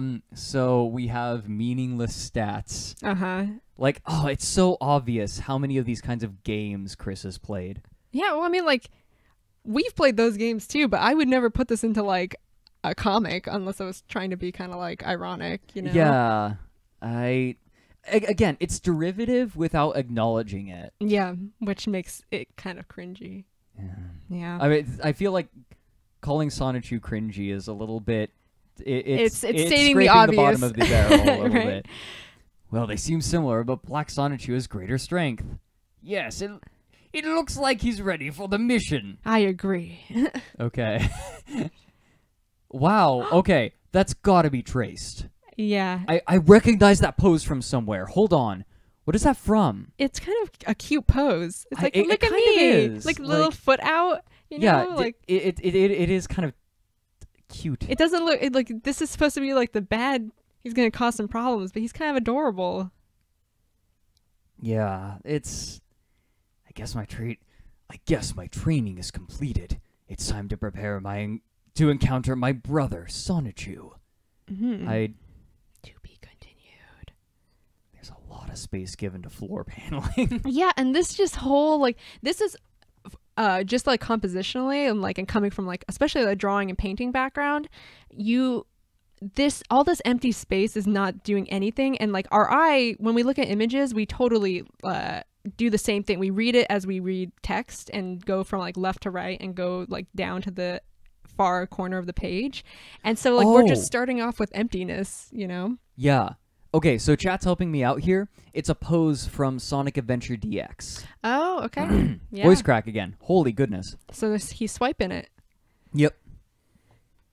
And not to say, I would say, don't totally harp on, tracing. You can totally even trace your own work. There are things you can, ways you can use tracing as a tool. Henrik Darger totally did it. And but he turned it into his own thing and made, it's always a kind of a fine line, but I would say that Darger used it and then built upon his tracings, and lots of comic artists, you don't want to just draw everything from hand, because that could you want to speed up the process. So tracing certain things can be a way to improve and quicken your process. Yeah, but you have to build on it. Yeah, and not just, I mean, this is obvious. This is just totally derivative, right? Yeah, it's not. They wanted new. The feeling of the original drawing, but on their character. Exactly. Yeah. So Hub Pie, unfortunately, did a super chat to let us know that the post is from Sonic Adventure DX after, other people said it. Okay. Sonichu is a Pokemon, so catch him on Game Boy Advance. I like the V. The V. We've all been there. The Game Boy Advance. Get zappin' with him in the chaotic combo. Okay. Game Boy Advance and Pokemon are registered trademarks of Nintendo of America. All Sonichu material are copyrighted March 2000-2005 by Christian Weston Chandler. Wow. Well, at least to give credit to Nintendo. I'm assuming that there's some respect there for Nintendo at least. So I think this has less to do with Chris trying to give the copyright where it's due, and more with Chris wanting a Sonichu game, because these comics are a pitch, right? And he eventually did mail them. Wow! Ended up in Nintendo Power once, as I recall. Really? Yeah, for a drawing. I think they assumed it was by an 8-year-old kid and thought it was cute. Oh, it's a little sad. Episode 5, Sonichu in informal meeting. Informal meeting. Yes. Huh. This is strange. This is so... I actually am very intrigued by this. We get a map of the space. You better memorize it. It's probably going to be really important. Sonichu and Rosachu's Zapbud fields. This is just their fields? Their fields. Station Square. Sonic the Hedgehog is just over there. It's just over there? What? Over yonder. Over the hill. And then there's Quickville. Station Square, Sonic's house, Giovanni's gym base. Who's Kel? Is Kel? Oh, that's her. Rosachu's trainer. Rosachu's trainer. Rosachu. Right, Rosachu. there's it's a 3-syllable name. And this is in Virginia, everybody. And Pallet Town is here. There's Professor Oak's lab. Yeah. And there's a really big 12 just south of Giovanni's base. Sorry, that was a cheap shot. All right. You want to take Nate Seark? Okay, sure. By the way, Nate Seark is just Christian backwards, in case that wasn't abundantly obvious. No, I did get it at some point. Yeah. Okay. Yeah. Chris thinks palindromes are terribly witty. Palindrome is the same forwards and backwards. So auto is what is it? OTTO is that's a palindrome. So is Taco Cat. Yeah. Think about it. I didn't know that. So what is it called when... Okay, anyway, point is... Maybe someone will know in the chat. Yeah, someone help me. I'm blanking. This is melting my brain. All right, you take Nate Seark. Okay. I'll take Blatchu. I've sent my Zapdos to locate Sonichu and Rosachu. They are now in the Zapdu fields. Zapbuds. Sorry. Get your Sonichu. Oh no, right. I'm bad. They'll have to return to Kel's house. Here. Your mission is to intercept them, kidnap Rosachu, and bring her here. I love Blatchu's expression. He's just not having any of this shit. He's so not evil. That's immediately what I'm getting. He's just man, I just was made and I'm cherry cola. I don't know what that's about. Sonichu will come for her. And Anagram. No, anagram is where you take the spelling and then rearrange the letters to spell something else, I thought. But maybe it's both. Okay, well, I'll keep reading. Sonichu will come for her, and when he does, we'll have a surprise for him. Ha ha! Meanwhile, this is kind of nice. Just them in the field. Looking up. Yeah. I would say give this panel more space. Yeah. It would be so nice to have, and that's generally what you would want for any establishing shot. You really want it to just, feel, grounded, and, a lot of times you'll see it take up, a whole tier, essentially. Yeah. So, meanwhile, so you want Oh, yeah. This is nice. The Zapbuds, the sky, the clouds, and you, Sonichu. And I couldn't enjoy this without you either, Rosie. Flowers are horrendous. I have awful... why would he not be able to enjoy the Zapbud fields? Oh, okay. Smack. Okay, so just you're so sweet, I try. A specific song for the ringtone. Oh, yeah. Excuse me. For you, I will. By Monica. Who's Monica? I don't know. Huh. Maybe somebody knows. Can someone help me out? Is this a pop song that I just don't know? Oh, hey, Ark just sent me the image that Chris stole. Oh, It's just a straight rip. Yeah. But somehow, like, his is, I will say, it's very cute. It is cute, yeah. I don't know, the pose is kind of cute anyway. Yeah. Thanks, Ark. Thanks. Best mod. Okay. All right, shall we? Just Monica. Okay. Yeah, Monica. Wow. Sorry, I just looked down and Sonichu just shrank. Yeah, she got tiny. Or he got big. He got huge. Activated Black King bar. Okay. Hello, Kel? Oh, okay, we'll be home soon. Bye. That was Kel. It's almost dinner time. That's okay. I was feeling hungry anyway. How about some more Brunswick stew? May I escort you to your chateau, milady? Of If course. only I had a fedora. Of course you may, my sweet bolt. As you wish, my heart's sweet. Map scope. Oh, it's like a map Wow. showing people doing things. That's so weird. It's like a video game suddenly. Like, we have like a Yeah. little map in the corner, right? Interesting. Wow. Okay. So is it just... I feel like Chris keeps making unique artistic decisions, but with the same mistakes. Yeah. Like, obviously, this sort of reference doesn't work because there aren't any... Like, here's my guess. Like, there aren't really any visual tells that he's referencing video games. I didn't get that at all. Yeah.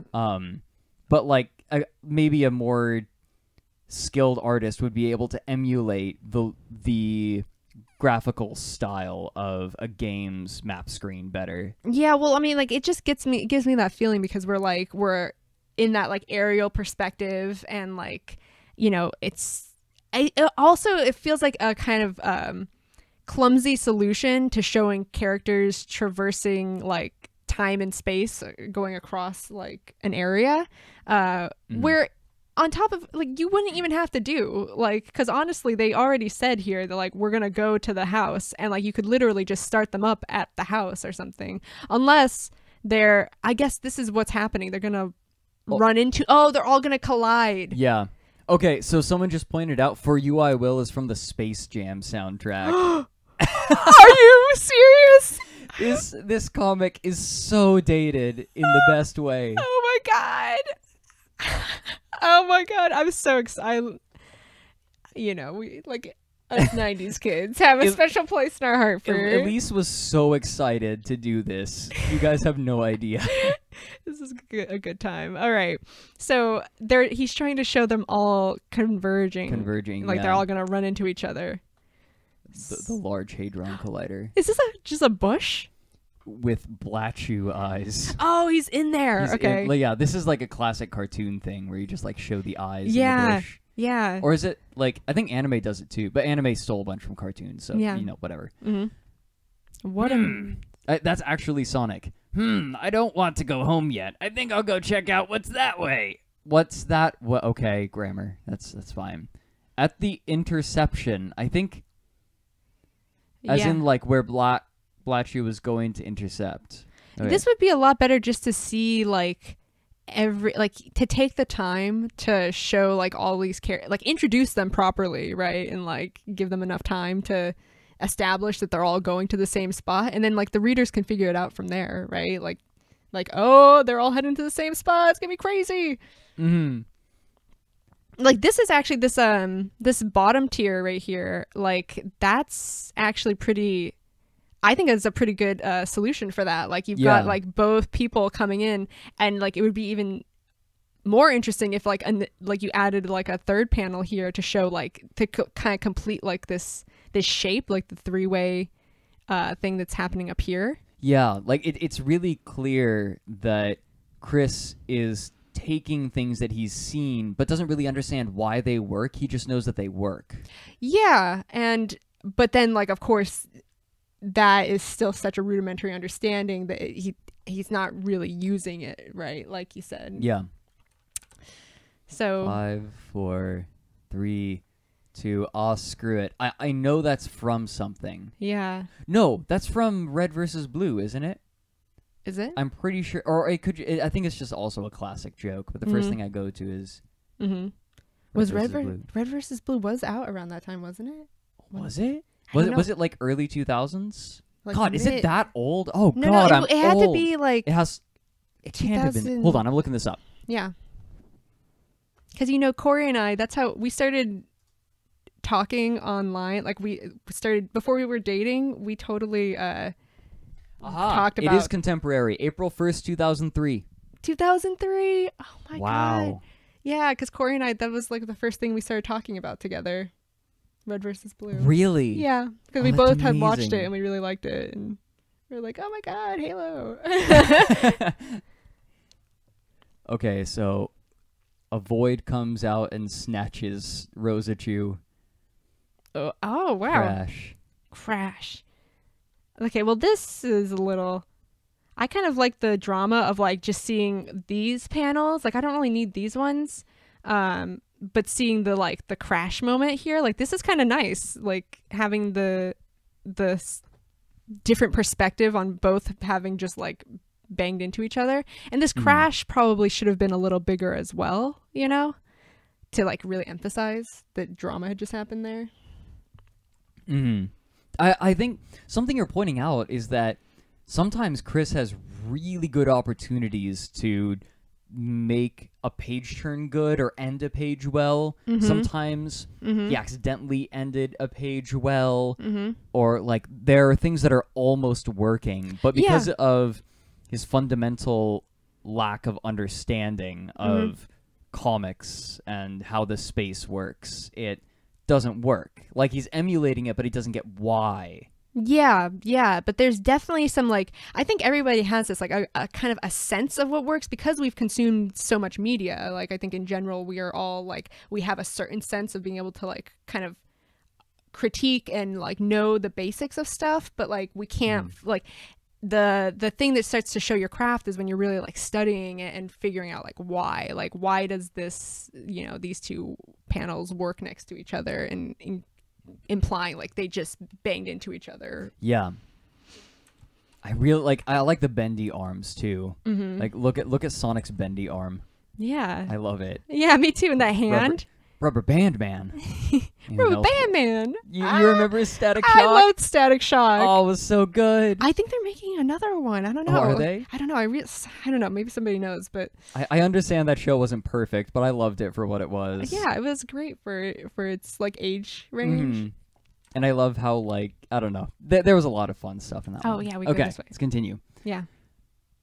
Good thing I made like a cat to get that dust out of my eyes. Huh? What? Made like a cat to get... What? Huh. Oh, look, she's tiny again. She did shrink. You're right. Or maybe just like that's an electric hedgehog Pokemon power. Growth. Yes. Like just activate Black King Bar. And then they just shrink again. Okay. Not my sweet... You're not my... Okay, sorry. You do... No, it's okay. It's all right. You're not my sweet bolt, Sonichu. No, I'm not. No. Oh, it's let me go, you creep, and then no. God damn it. Man. Oh, that is bad. All you need to do is... You could have literally just changed these. Like, I don't even know where these arrows are pointing anyways. Yeah, it's like pointed to the corner of the panel. Okay. It's like the panel speaking. Yeah. Getting really meta. We're getting meta. All right. We're off to see my masters, Giovanni and Nature. Mapscope. So he's going this way through some bushes, and they're still just there. Which, again, I really don't need this. And look, we have a nice key, though. Yeah. But I really think I probably could have figured out what these colors are. I swear I have seen this kind of thing somewhere in like a cartoon or a show. Well, cartoons I know have done it as well, you know. Yeah, but like, I'm trying to think. Did Pokemon ever do this? Because, oh my god, when I was little, I loved Pokemon. Mm-hmm. I have to imagine that that's where I've seen it. Because, no, of course they would have done it in Pokemon, because they're trying to harken back to the games. Yeah. They're making a reference. They Right. would be. Probably. Okay. Well. Let's continue. All right. Oh boy. They're going to sound exactly the same. You should have watched where you're going. Speak for yourself. You could have easily seen a blue blur coming your way.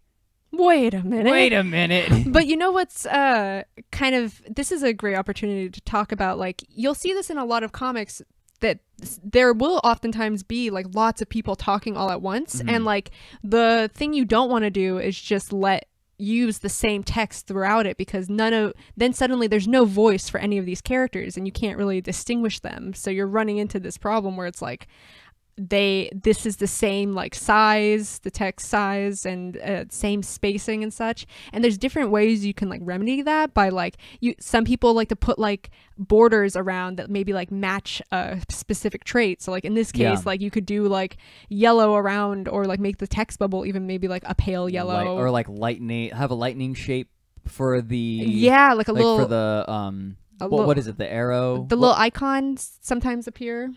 Oh yeah, I'm thinking like, the little nubbly bit. What is that called on a tail? On text bubble? A tail, right? Tail.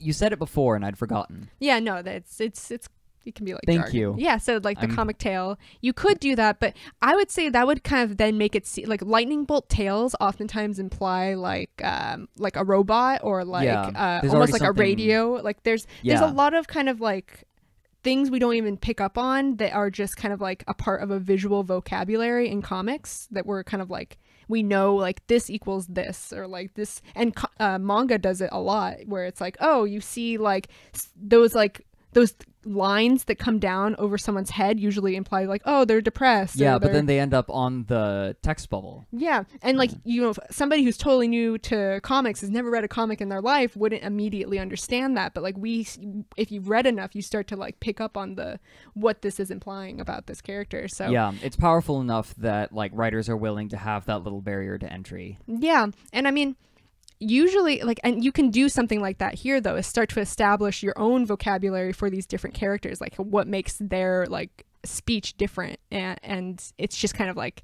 you know, once again, a missed opportunity to help clarify who's talking and who's who. All right. Oh, apparently scroll wheel works. Yeah, scroll wheel where I am. Okay. I'm sorry, that wasn't funny. Okay. Episode 1, Sonichu. You're that hedgehog. Oh, right, they haven't seen each other until now. Oh, I think that like this bit here on this panel is like, you know, the anime thing where like people's eyes meet and you get the little electricity going in between them. Yeah, but this is like it's like a kite. They're flying a kite between each other. It's wonderful. You're that hedgehog. I found you, faker.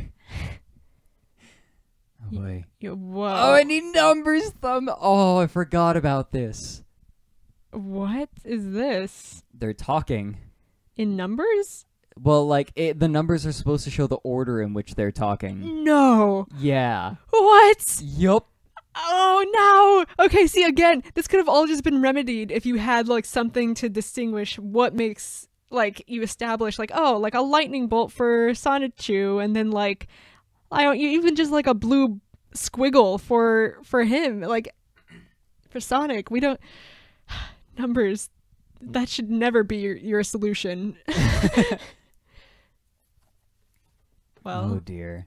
Do you want me to take the voice of Sonic? I don't know if I want to read any of this. I think it's just kind of recapping, like, okay, like she's been kidnapped. Uh-oh. Okay, let's find Rosicue. Yeah. Now they're a team. Yay. Wow. And now we have direct copyright infringement. We've got you could go onto the website. Sonichu.info. Ribbon logo is a TM of the Autism Society.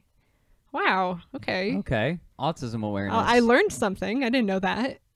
All right. What's this? Did he scan? This must be someone else scanned these in, and then maybe he used them? I remember he made his own Pokemon cards based on his IP. Oh, so he made this. IP, quote unquote. Yeah, he made his own individual cards. Okay. He's zapping. This is zapping to the extreme. Like, the blue on blue really hurts. Yeah, it's zapping to the extreme. I mean, and these colors are so similar in value that it's like you're gonna they're very garish together because they're so bright. Let's see. All right, yeah, we'll just keep going. God, this really does keep going. I'm getting tuckered out. Yeah, maybe we should. I feel like I'm hitting a wall. Yeah, well, okay. We've gone over a lot of the problems so Yeah, far I think already. we're Like, we're probably- kind of beating a dead horse. Like, I think continuing would be beating a dead horse. Yes. So, but didn't you want to show me something? Somebody said something about straw. Whoo, boy. Let me find it. Hold on. I need to find it. Hold on. Colossal straw. Okay. Here we go. Oh no. Oh no. What is this? Can we get a... Okay. So, yup. Let me save this. And then... add... Oh, whoop. Add an image. Come on. We're getting Sorry, through this it. takes a while. Sorry. Okay. Alright. Okay, so Oh, whoop. Let me enlarge it. what? It was... So explain this to me. I think I need. So... Right. They can't hear me. Now they can hear me. So this comes up in one of the later comics. Just this huge straw. And it just became an icon. Yeah, because you know what it looks like. Yeah. there have been murmurs of, Chris Chan struggling with his sexuality very early on. I don't Yeah. know. I just think he doesn't know how to draw straws. I think that he traced the straw. Oh, but didn't scale it but didn't accordingly. scale it. Correct. Like, because he traced it, it didn't scale. Oh, what? Are you sure? Because look, it's not. It's in a big cup. It's like the cup didn't change either. You know. Yeah, I have no explanation for you. Yeah, I mean, like I have nothing. anatomy and such. We've already established is not the priority No. of the art here. Although I have to say, I do like the scene. I like that there's a little painting in the background. Some modern art. Yeah. So what's this edited? It got edited? I think so because he was mocked endlessly for it. He Oh. edited it. He what he'd do sometimes is go back and fix things in the comic Oh, yeah. later on. That's such a I think that's such a honest instinct to try and if you've been critiqued and you've felt that it can be really tempting to try and fix those mistakes and try and Yeah. please people and try to be like, no, I will make it better, right? But in general, the best advice I got from art instructors I had was to just go forward. If you take what you learned and just apply it to the next project, don't keep getting Yeah. stuck on this one thing, because otherwise you're never gonna escape it, and you're gonna just keep going down this vortex, because you're only ever gonna it's like you're trying to fix it's almost trying to time travel and go back in time to fix a one embarrassing moment from your life. Yeah. Are you really gonna be able to fix it? It's just stop reliving it and move on and do something better, you know? Yeah, I feel that. There's so many times I wanted to go back and just delete some of my old videos. No, don't look at this. But people, bad. yeah, but people can be forgiving of it, because if you're showing that you're progressing and developing and building new, it's almost exciting, because then everyone else can be inspired by it and be like, look at where you started, you've improved so much, and that is so hopeful for everybody who's starting new. I find this straw inspiring. I am inspired. All right. Well, on that note, maybe we should call it. Yeah. All right. Thank you, everyone. This was just fun. Yeah. This is something I'm really glad that I could get Elise in to do this. I hope that people learn stuff. So there definitely was a part of me that was worried about this, because I was thinking, I'm making fun of someone's bad art. But I feel I don't know. As long as you're willing to make fun of yourself too, that's Totally. it's kind of a rough ethical place, definitely. But I feel I love bad art. I adore it, partially because it's fun to have a laugh. Because sometimes the ways that people break convention can be amusing because it's so shocking. We expect art to be a certain way, and then these people come in with these completely different conceptions of it and smash it, and it's surprising. And like, surprise can elicit laughter. And it can even, like, get you thinking in different ways. And, like, I would say... Yeah, well, that's the other reason I love bad art, is because I can look at it and say, this is what I need to avoid. I can see what's bad about it, and then fix that in my own art. And, I mean, it's all pretty subjective anyways, because it's, like, there are people out there who, like, are gonna hate, like, Henry Darger's work, you know, and think, like, that's bad art. But in my opinion, I think it's fantastic, right? And there's even parts of me that can laugh and enjoy and actually like critically analyze the choices that Chris Chan's making in this comic, right? But well, Chris just in general is also like, I know this sounds weird, but Chris is an inspiring person for me. I remember I discovered Chris when I was like really digging on myself. I had no confidence at all, and then I saw Chris and all of his confidence in his failures, and I recognized how I started asking myself, how can I avoid being like Chris? And I realized the best way to go about that is just by being self-conscious, like not self-conscious as in, oh, like I suck, or always worrying about how I'm doing something, but always trying to improve myself. And find the things that I don't like about myself and changing them. So in the same way, Chris's art serves a similar function for me.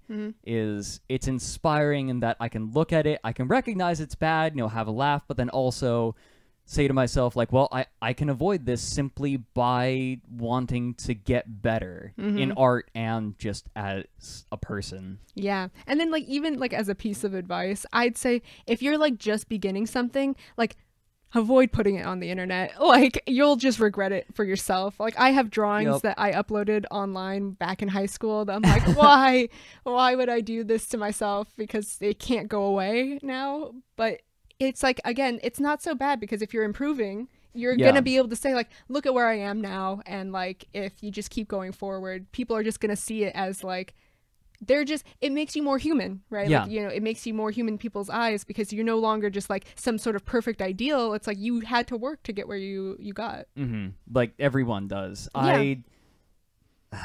As much as I want to go and delete all my old work, I look at artists who have improved over time, and it's inspiring. And so I ought not to. Anyway.